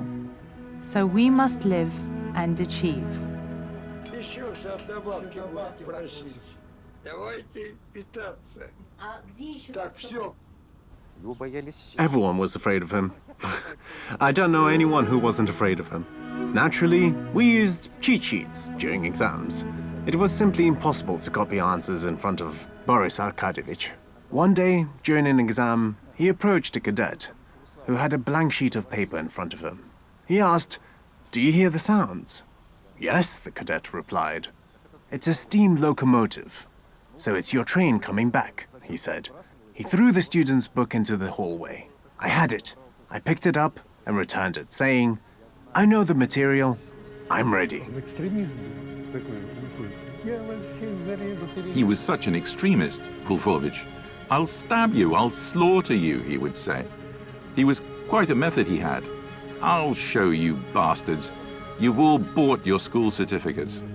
Where did you come from, you stupid fools," he would shout. Everyone was terribly afraid of him. Try not to record the lecture. We passed our exams and had 4 semesters of higher mathematics. In the end, we put on our full dress uniforms and bought him a bouquet.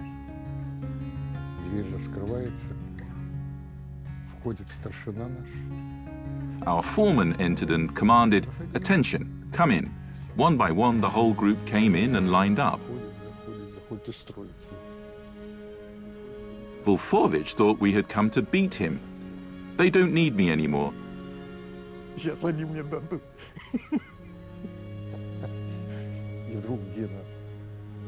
Then Gena Lelkov spoke up.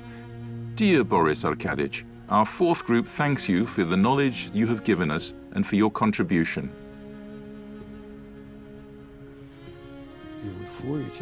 In that moment, the cruel Vulfovich began to cry. His tears flowed freely. The nervous tension he had felt about possibly confronting him transformed into gratitude, and this unexpected change overwhelmed him. "Thanks, guys. Thank you," he said. It was a good moment. Заплакал. Спасибо, ребят, спасибо. Хороший был момент, такой замечательный.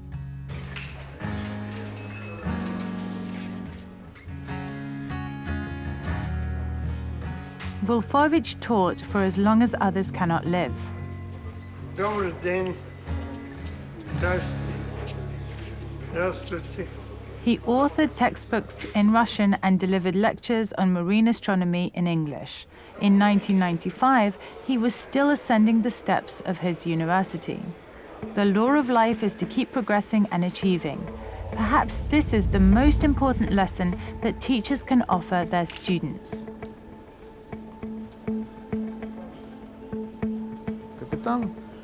The captain must always take the lead. This is the most important quality for a captain. If a captain doesn't want to be first, then he is not truly fulfilling his role. The primary goal of a captain should be to lead. Есть профессор Логачев, хожу в море. Капитан. Капитан. Так точно.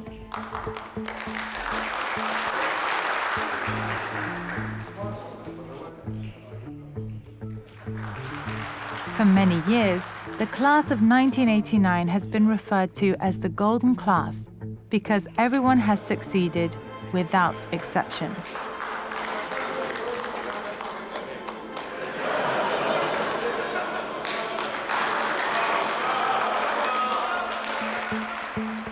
Во-первых, мы закончили на пороге революции. То есть мир поменялся. First of all, we graduated on the verge of revolution. The world had transformed, and new leaders and opportunities began to appear. However, we had education, training, and discipline on our side. Moreover, we are Murmansk sailors, and the desire to earn a living drives us. When people began to emphasize the need to engage in business, it was in our blood. We need to catch fish to make money. This is the first one.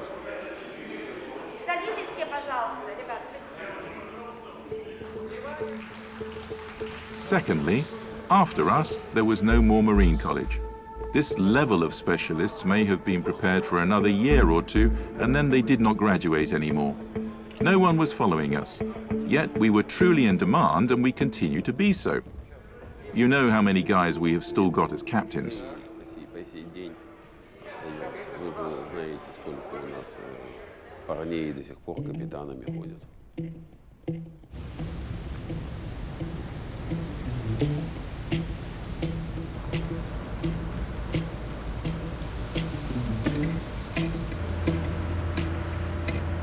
There was a special group of navigators and marine engineers of 1989 class.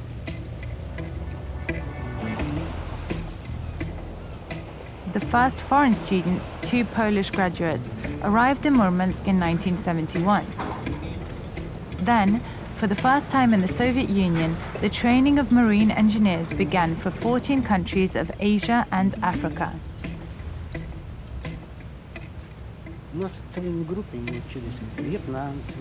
The entire groups of Vietnamese, Indians, Pakistanis, Moroccans, and cadets from Sierra Leone studied with us.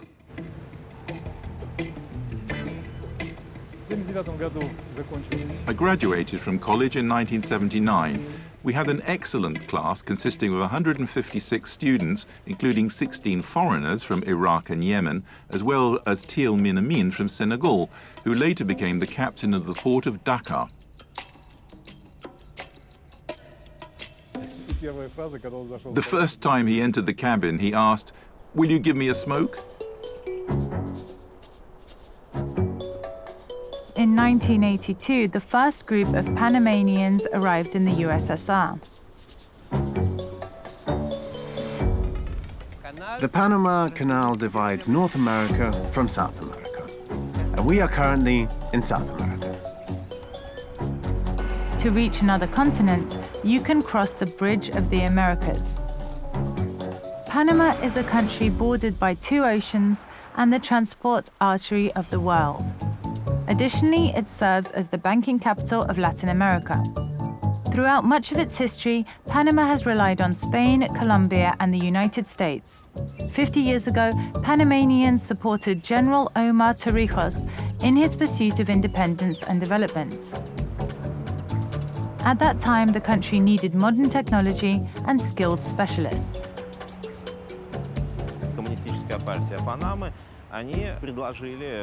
The Communist Party of Panama proposed a youth education program in the Soviet Union to the government. This gesture aimed to show the United States that they are friends not only with them, but also with the Soviet Union. It was an uncommon program for an agricultural region.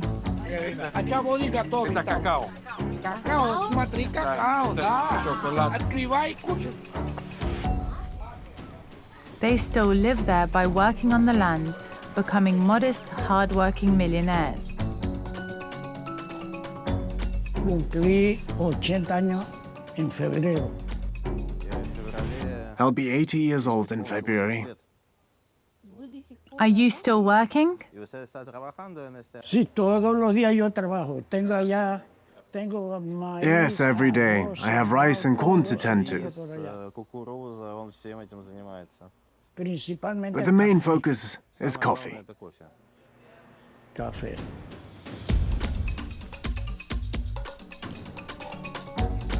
The Gonzalez family has owned coffee plantations for nearly a century and runs a business that covers everything from harvesting to selling roasted coffee.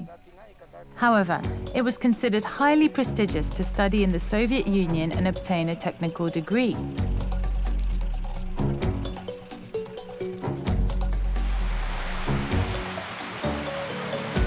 Eso fue una muy buena decisión de Pedro. En su momento, it was a perfect fate for Pedro to go abroad to study.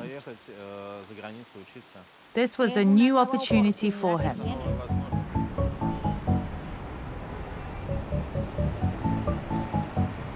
Only 25 individuals were accepted into the training program.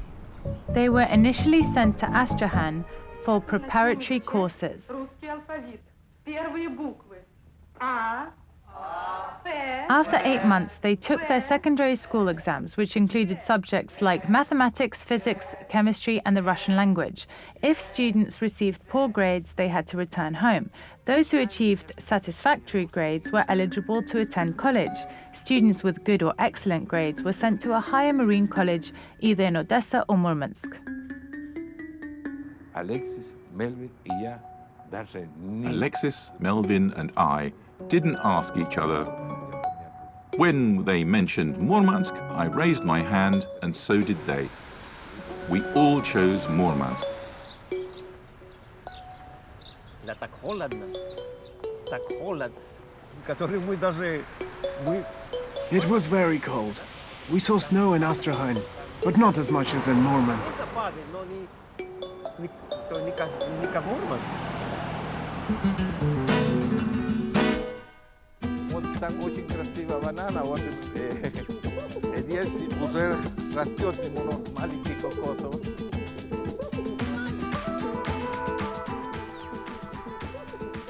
Only in Panama do you realize that being in Murmansk feels like being in a completely different world. The climate, culture, rules of communication and food, everything is different.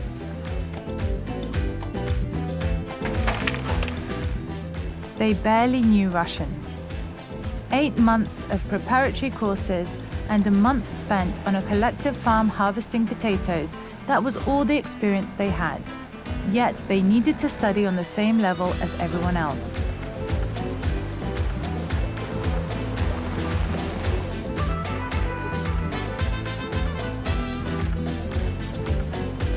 Bueno, por eso era difícil porque tenía que en las lecciones. Attending the lectures was challenging because the professor spoke very quickly that I didn't have time to take notes. Dictaban mucho la lección rápido y no alcanzaba a escribir.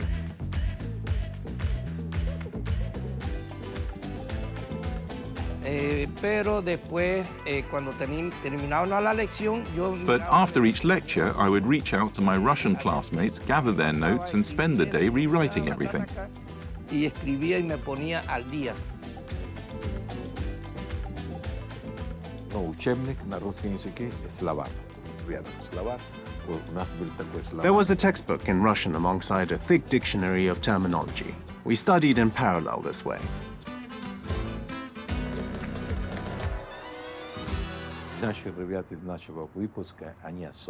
Our group was unique. When the guys returned from the boat practice and saw us, they always wore friendly smiles. Everyone wanted to meet us, and they understood that we didn't know any Russian. Улыбка. Все хотели с нами познакомиться. Они понимали, что мы несовершенно знаем русского языка. Все года и века и эпохи подряд все стремится к теплу от морозов и вьюг. Есть такой Юрий Скребнев. One cadet named Yuri Skrebnev approached me and said, "Vanya, I want you to listen to a man." He was referring to Vladimir Vysotsky. Yuri told me that if I understood his songs, I would gain a basic understanding of the Russian language. Of course, I didn't understand at the time because Vysotsky's songs are philosophical in nature. However, Yuri explained the meaning to me. And that was my first real lesson in the Russian language. Настоящий урок русскому языку. Кто не верил в дурные пророчества, снег не лег ни на миг отдохнуть, тем наградою за одиночество должен встретиться кто-нибудь.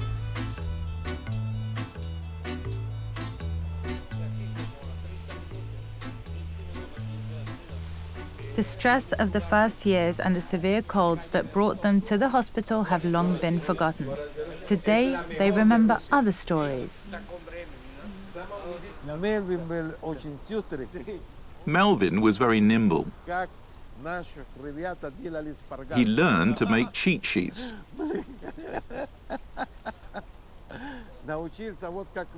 He learned to roll them into scrolls, and he passed all the exams quickly. I thought, wow, Melvin was so smart.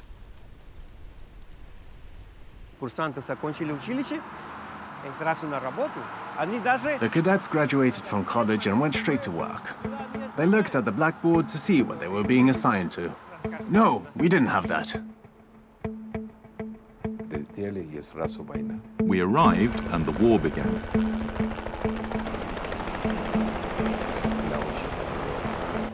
It was tough. It was even harder for Melvin and me because we got married in Murmansk and we had children.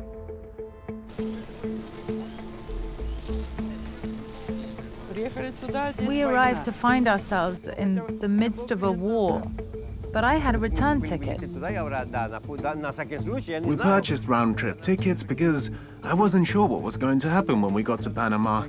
I wanted to be prepared in case she suddenly decided she didn't like it and said, I want to go home.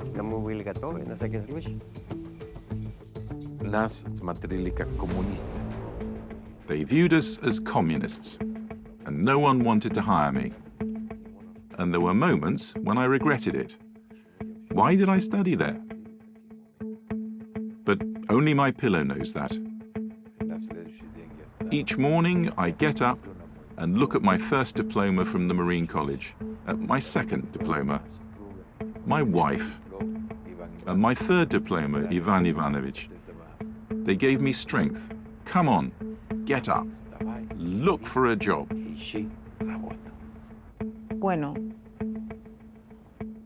This is not just a friendship, they are like brothers.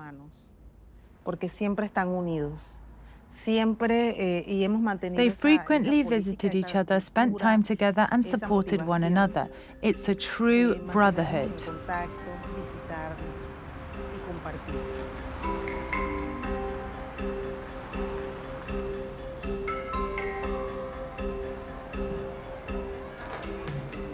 Pedro was the first to find a job in the Panama Canal. When America leased the canal, American specialists provided maintenance, security, and safety. Now, these responsibilities belong to the Panamanians. Los clans de barcos no pueden pasar en una sola vía. ¿Cuánta gente está haciendo trabajando? Bueno, alrededor de 8.000 empleados. Actualmente. 8.000? Empleados, sí. 8.000 empleados. 8.000. Si es capitani, si es ingenieros. 10.000 pridión a patón grupo. Paidión azul. Vamos al barco donde trabajamos cada uno. Every day, several divisions of auxiliary vessels clean the bottom of the canal, collecting sand and debris brought in by the water. Engineer Pedro Gonzalez is responsible for ensuring the technical condition of these auxiliary vessels.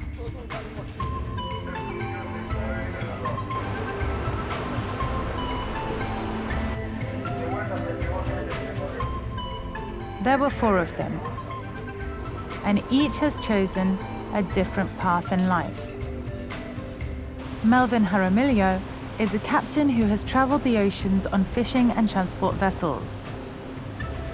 Alexis Manuel Yao Perez had worked in the ship supply system at the Panama Maritime Administration until he tragically died in a car accident. Ivan graduated from law school in Panama, became a lawyer, and opened his own law firm. Professor Moises Ivan George Alviola teaches maritime law at the International University of Panama. Más rápido 5 o 6 días. Mientras esos 5 o 6 días, ¿cuánto le puede costar a una embarcación? Acelera, acelera. Como hermanos.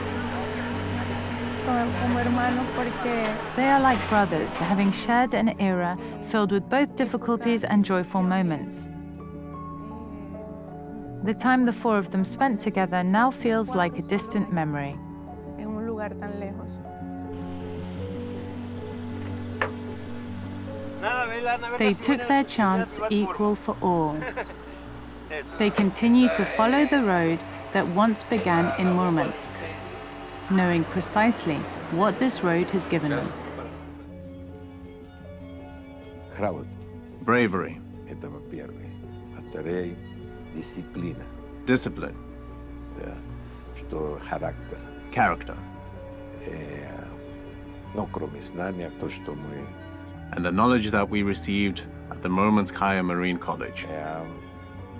Но я вам честно скажу. And I'll tell you honestly, without my college education, I can't imagine who I would be here in Panama. В советском училище я, наверное, не знал, кто я был бы здесь, в Панаме.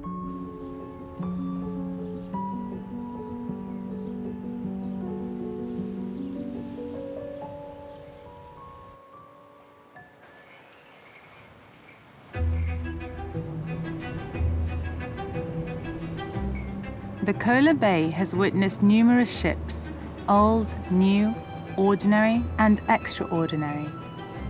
However, it still swoons when the most majestic sailing vessels in the world enter its waters.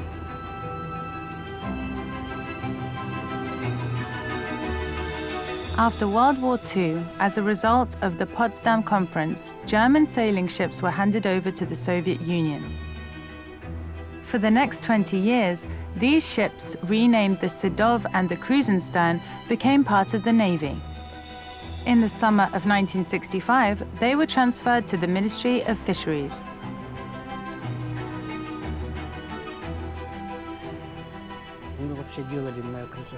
We embarked on the very first voyage of the Krusenstern as a training vessel. Prior to this, she served in the Navy's Hydrography Division and was registered in Riga as part of the Baltic Sea's Training Vessel Detachment. We were fortunate to make our inaugural journey around Europe.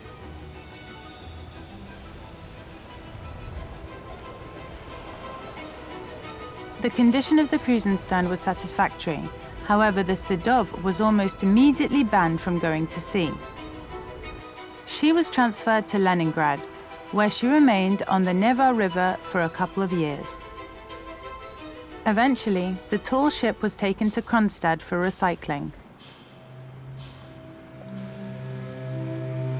The fate of the vessel seemed decided, but it felt wrong to destroy it.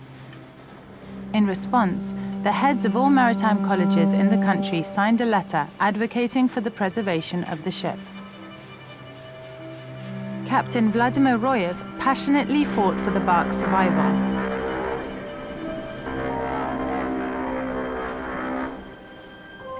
At that time, the Soviet Union had just signed a cooperation agreement with Germany, and there was significant interest from the Germans regarding the sailboat's future. Ultimately, the decommissioning order was rescinded and repairs commenced. 6 years later, the Sedov returned to the Baltic Training Squad. Since then, all navigation cadets have had their first sea practice on this vessel.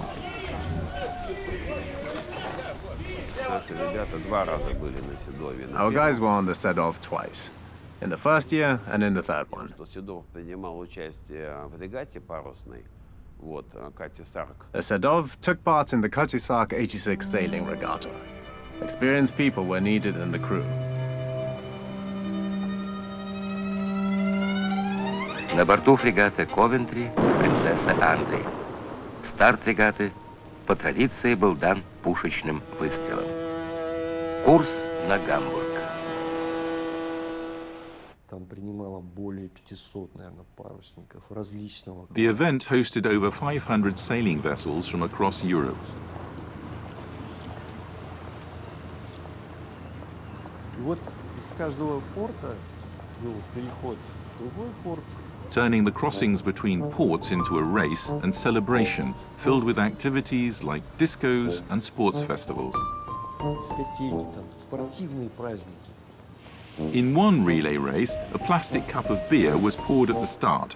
After the command start, participants had to drink it and then run. Every 100 meters, there was another checkpoint where they had to drink another cup, Again, not lemonade or water, but beer. Some people even poured beer over their heads, while others doused themselves with it. It was a celebration. It didn't matter who came in first. The fun and youthful enthusiasm were palpable among the participants.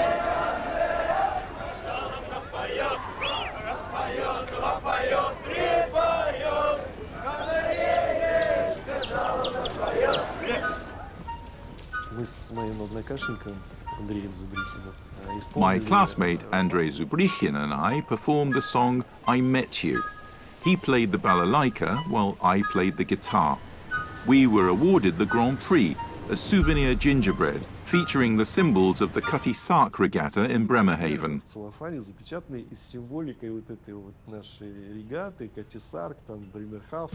I brought it home to my parents and it remained untouched for a long time.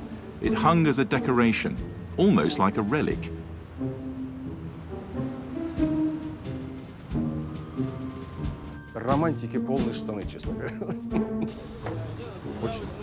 We enjoyed the anticipation as we approached Spain. You could already smell the coast and the forest. Turning the radio, we could hear foreign speech. It was delightful to be waiting for the shore. Excited to see new things and meet new people. We had an international exchange of crews. Some cadets transferred to different sailing ships before moving to the Sedov.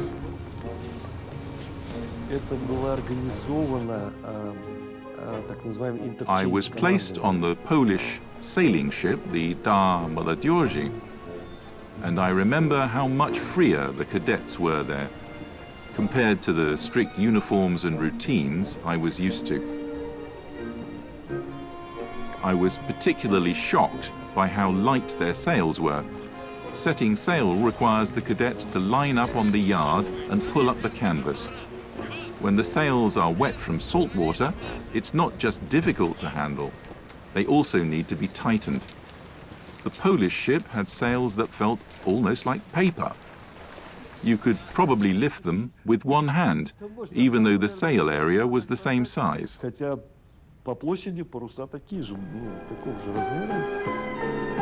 Встречи на берегу. В Лондоне, Гамбурге. The Sedov gave me a powerful boost in improving my English. The layers of language I had accumulated broke through, providing excellent practice in English.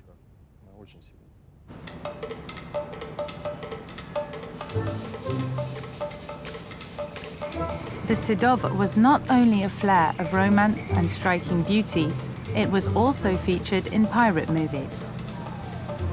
Eventually, it became a participant in a grand political adventure of its own.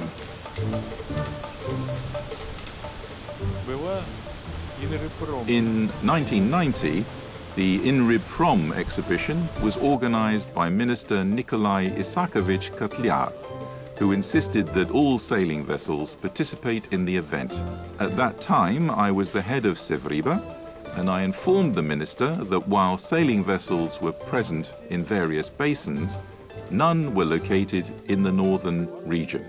Previously, there were two ships, the Miesetsev and the Rotmanov, but both had since been decommissioned and were in poor condition. I suggested transferring one of the sailing ships, either the Krusenstern or the Sedov, to Sevriba. The Sedov was registered with the Riga base of Refrigerated Fleet.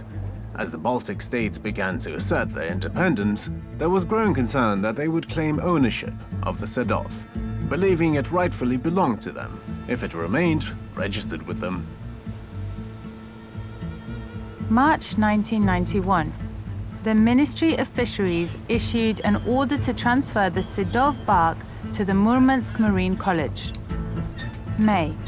The head of the Riga base confirmed the transfer. June.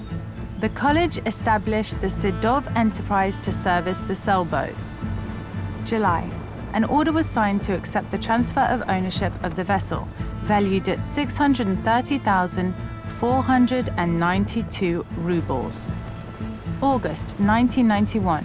An urgent telegram arrived in Murmansk from the Minister of the Fishing Industry of the Republic of Latvia, Zaks, requesting a suspension of the acceptance of the sailing vessel. At that time, the Sedov was at sea. The entire deck department consisted of Russian crew members, while all the engineers were from Riga, creating a complicated relationship.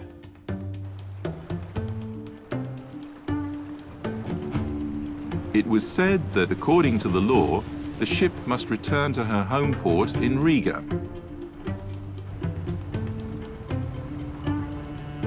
The captain responded to the chief engineer, "We will make a decision."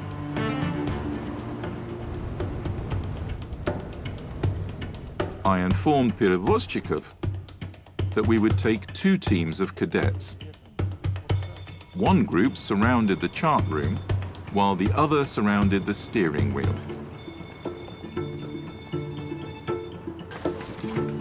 We reached a turning point.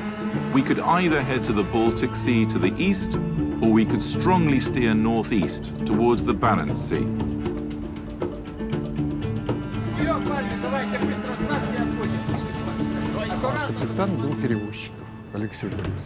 The captain was Alexei Borisovich Perevozchikov. He was a clever and true captain. If he had consumed less alcohol, he would have been invaluable. The whole of Europe knew him, and he was fluent in several languages. He was decisive. When the captain made a decision, it was definitive. Although his family lived in Riga, he was heading to Murmansk. Там квартира, жена. Он идет в Мурманск.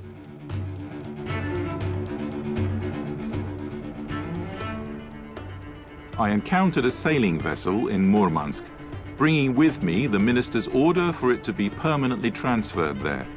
Irina Alexandrovna Rogachova raised the Russian tricolor flag, marking the end of our need to travel to the Baltic states. During that time, Wolfowitz remarked, "We did not save the Yermak, but we defended Sedov." Then began the grey, everyday life filled with financial struggles.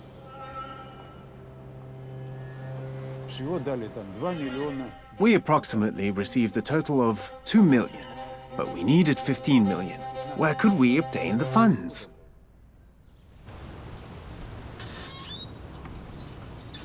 The sails of the Sedov measured 4,192 square meters. 1 square meter cost $50.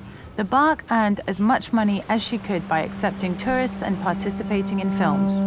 In 2004, it was repainted for the filming of the Pamir tragedy.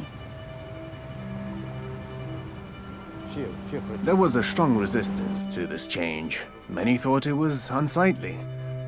She had always been Snow White, and now she was painted black. What a shame. Здравствуйте, товарищи курсанты! Здравия, товарищ курсант! Сегодня нашего... There was no money for the Sedov's maintenance. However, even in the toughest years, the leaders of the college did not abandon her.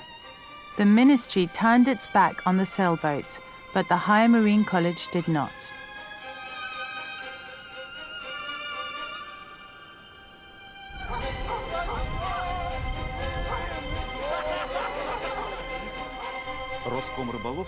Roskomrybolovstvo has received your request for a license to catch cod to finance the Sedov vessel. We are unable to allocate a quota since the Academy does not possess any fishing vessels. The commercial bank Barents Bank is willing to provide a loan for the maintenance of the sailing vessel at an interest rate of 120% per annum.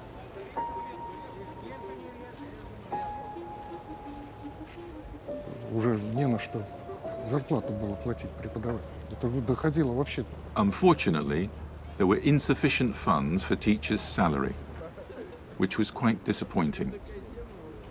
I was going to the State Fisheries Committee. Although there were no available funds, we can offer you warranty obligations for this amount. The bank has agreed to accept our bills, but instead of providing the full 100%, they will give you only 60% of the amount. retaining 40% for their commission fees. Только 60, а 40 нам оставите банку. Комиссионные. This situation has made it nearly impossible to continue operating.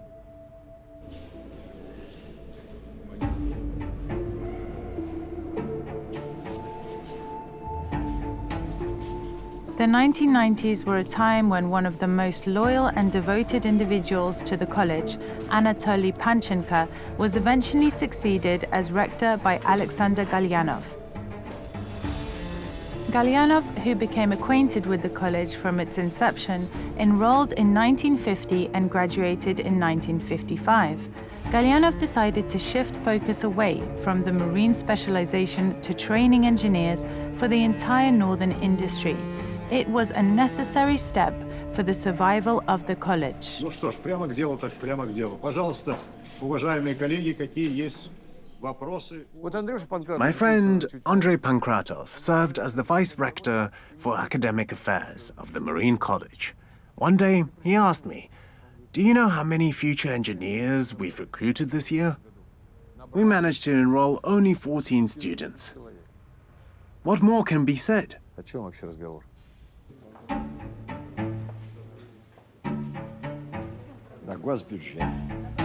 We were supposed to accept 25 students for free tuition. However, some left after the first year, and many cadets departed after the second year.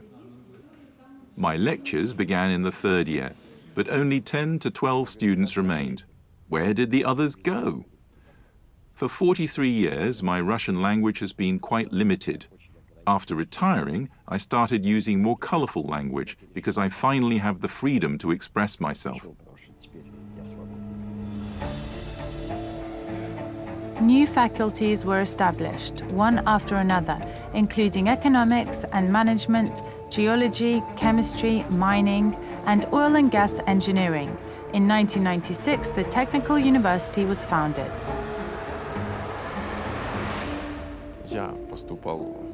I enrolled in the Lenin Komsomol Murmanskaya Engineering Marine College.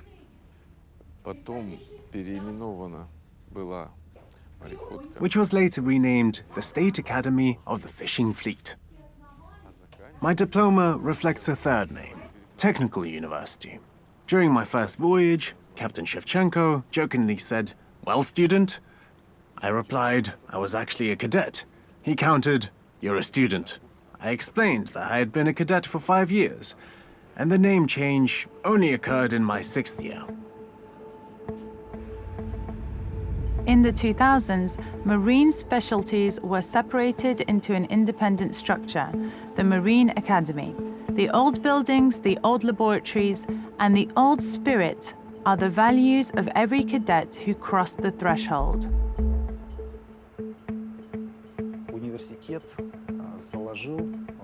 The university has instilled in me a strong desire to pursue academic studies. I often recall the words from the student newspaper, The Applicant. Education is the best capital. И знакомясь с новым потоком, я всегда привожу эти слова в пример. Говорю и прошу их учиться. And when I meet new cadets, I always say these words and encourage them to study for knowledge rather than just grades, as only knowledge and competencies can help us become true professionals. Education opens doors on the career ladder in ways that connections or money cannot.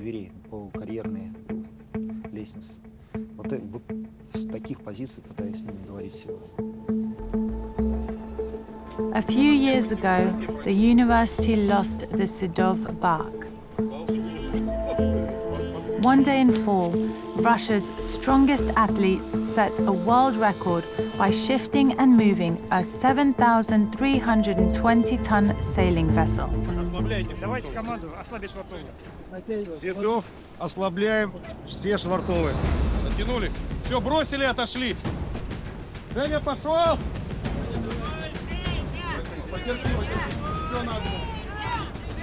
It was very similar to the political games surrounding the Sidov, with incredible efforts, long preparation, and the insistent consent of Governor Marina Kovtun. In 2017, the tall ship was given to Kaliningrad with the wording cost optimization. If Galyanov had been the rector at the time, he would have reached the president. But he did not give up the sailing vessel. The pride of the city, perhaps the only living proof that the Murmansk State Technical University was still related to the sea. Then the university's status changed.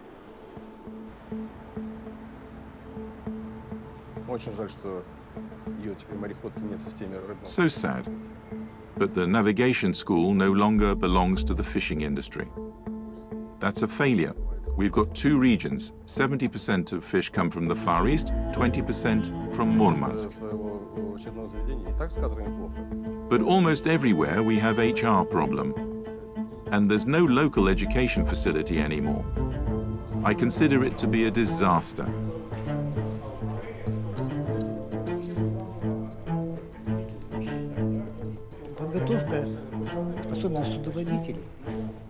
The education of navigators costs a lot. We have tutors, but students cannot be taught in classrooms alone. They need practice.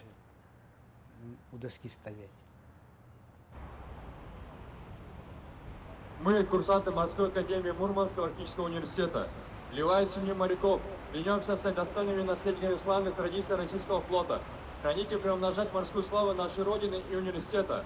Клянемся! Клянемся!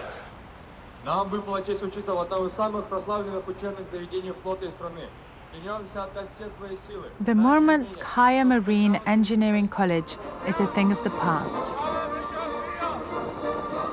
It has fulfilled its mission by creating a unique training system for the fishing industry and educating a unique generation. Я считаю, что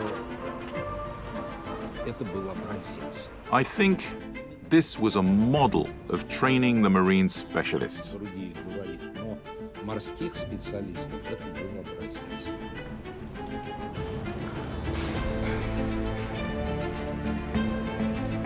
No one had ever considered fishing a field of science before.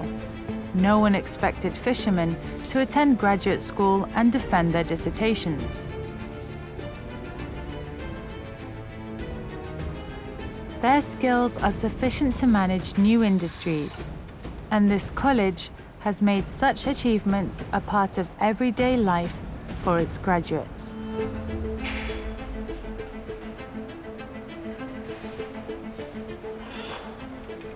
Это пригодилось здесь очень. The college played a crucial role in our lives. Это школа. It was an outstanding institution. We received a quality education, which truly represented a proper school of life. Очень правильная школа, я бы сказал.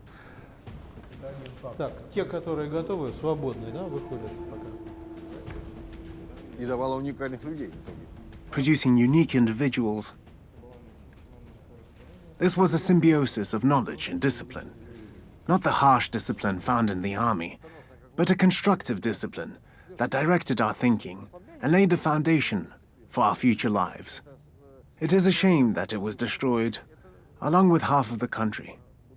Such institutions must be restored. Но не без этого. У нас полстраны разрушили. Что ж теперь делать? Восстанавливать надо. Я очень часто себя ловил на мысли, что я вот так вот любил сидеть. I loved looking at my sleeve. I have Marine College written here. I immediately joined the second year. I first earned 2 stripes, then 3, then 4. I took pride in my stripes. I felt accomplished. By my 3rd year, I had adjusted to everything. And by the 4th, 5th, and 6th years, I felt like I was living in paradise. Deep down, I knew I was experiencing a remarkable time. I was immensely proud to be studying at the Marine College, and if I had to start my life anew, I would choose to attend the Marine College again, without hesitation. Will there be marine education in the future? Yes. Will it be different? Certainly. Beyond Murmansk, there is only the ocean. Captains will always be born here. And there will always be ships at sea. Wandering driftwood sailors are the lifelong strangers. Now and then, they sink, though as they roam, they weep, not for fair lasses, their hearts belong to vessels. But nautical school is their home sweet home. It's a song from the first class of college, by the way. Как шведы погорают иногда. Не плачут о красотках и любят мореходку, и ей не изменяют никогда. Про нас молчат газеты, прескверно мы одеты, но в нас горит матросская душа. В любом укромном месте мы водку пьем все вместе, хоть денег не имеем ни гроша. То с севера, то с юга приносят волны друга, то парус, то труба видны в порту. И вот на берег сходят коряги-мореходы, а через час они уже в спирту. Коряги-мореходы всю жизнь живут в походах, как шведы погорают иногда. Не плачут о красотках и любят мореходку, и ей не изменяют никогда. Сегодня мы на суше, а завтра волны глушат, и рыба серебром стекает в трюм. Мы мерзнем, ловим, шкерим, во все приметы верим, пока в порту на землю не сойдем. Мы ко всему привычны, шторма для нас обычны, но сердце замирает иногда. Когда приходим с рейса, любимых видим лица, и снова в рейс идем когда. Коряги-мореходы всю жизнь живут в походах, как шведы погорают иногда. Не плачут о красотках и любят мореходку, и ей не изменяют никогда. Не плачут о красотках и любят мореходку, и ей не изменяют никогда. И ей не изменяют никогда. И ей не изменяют никогда.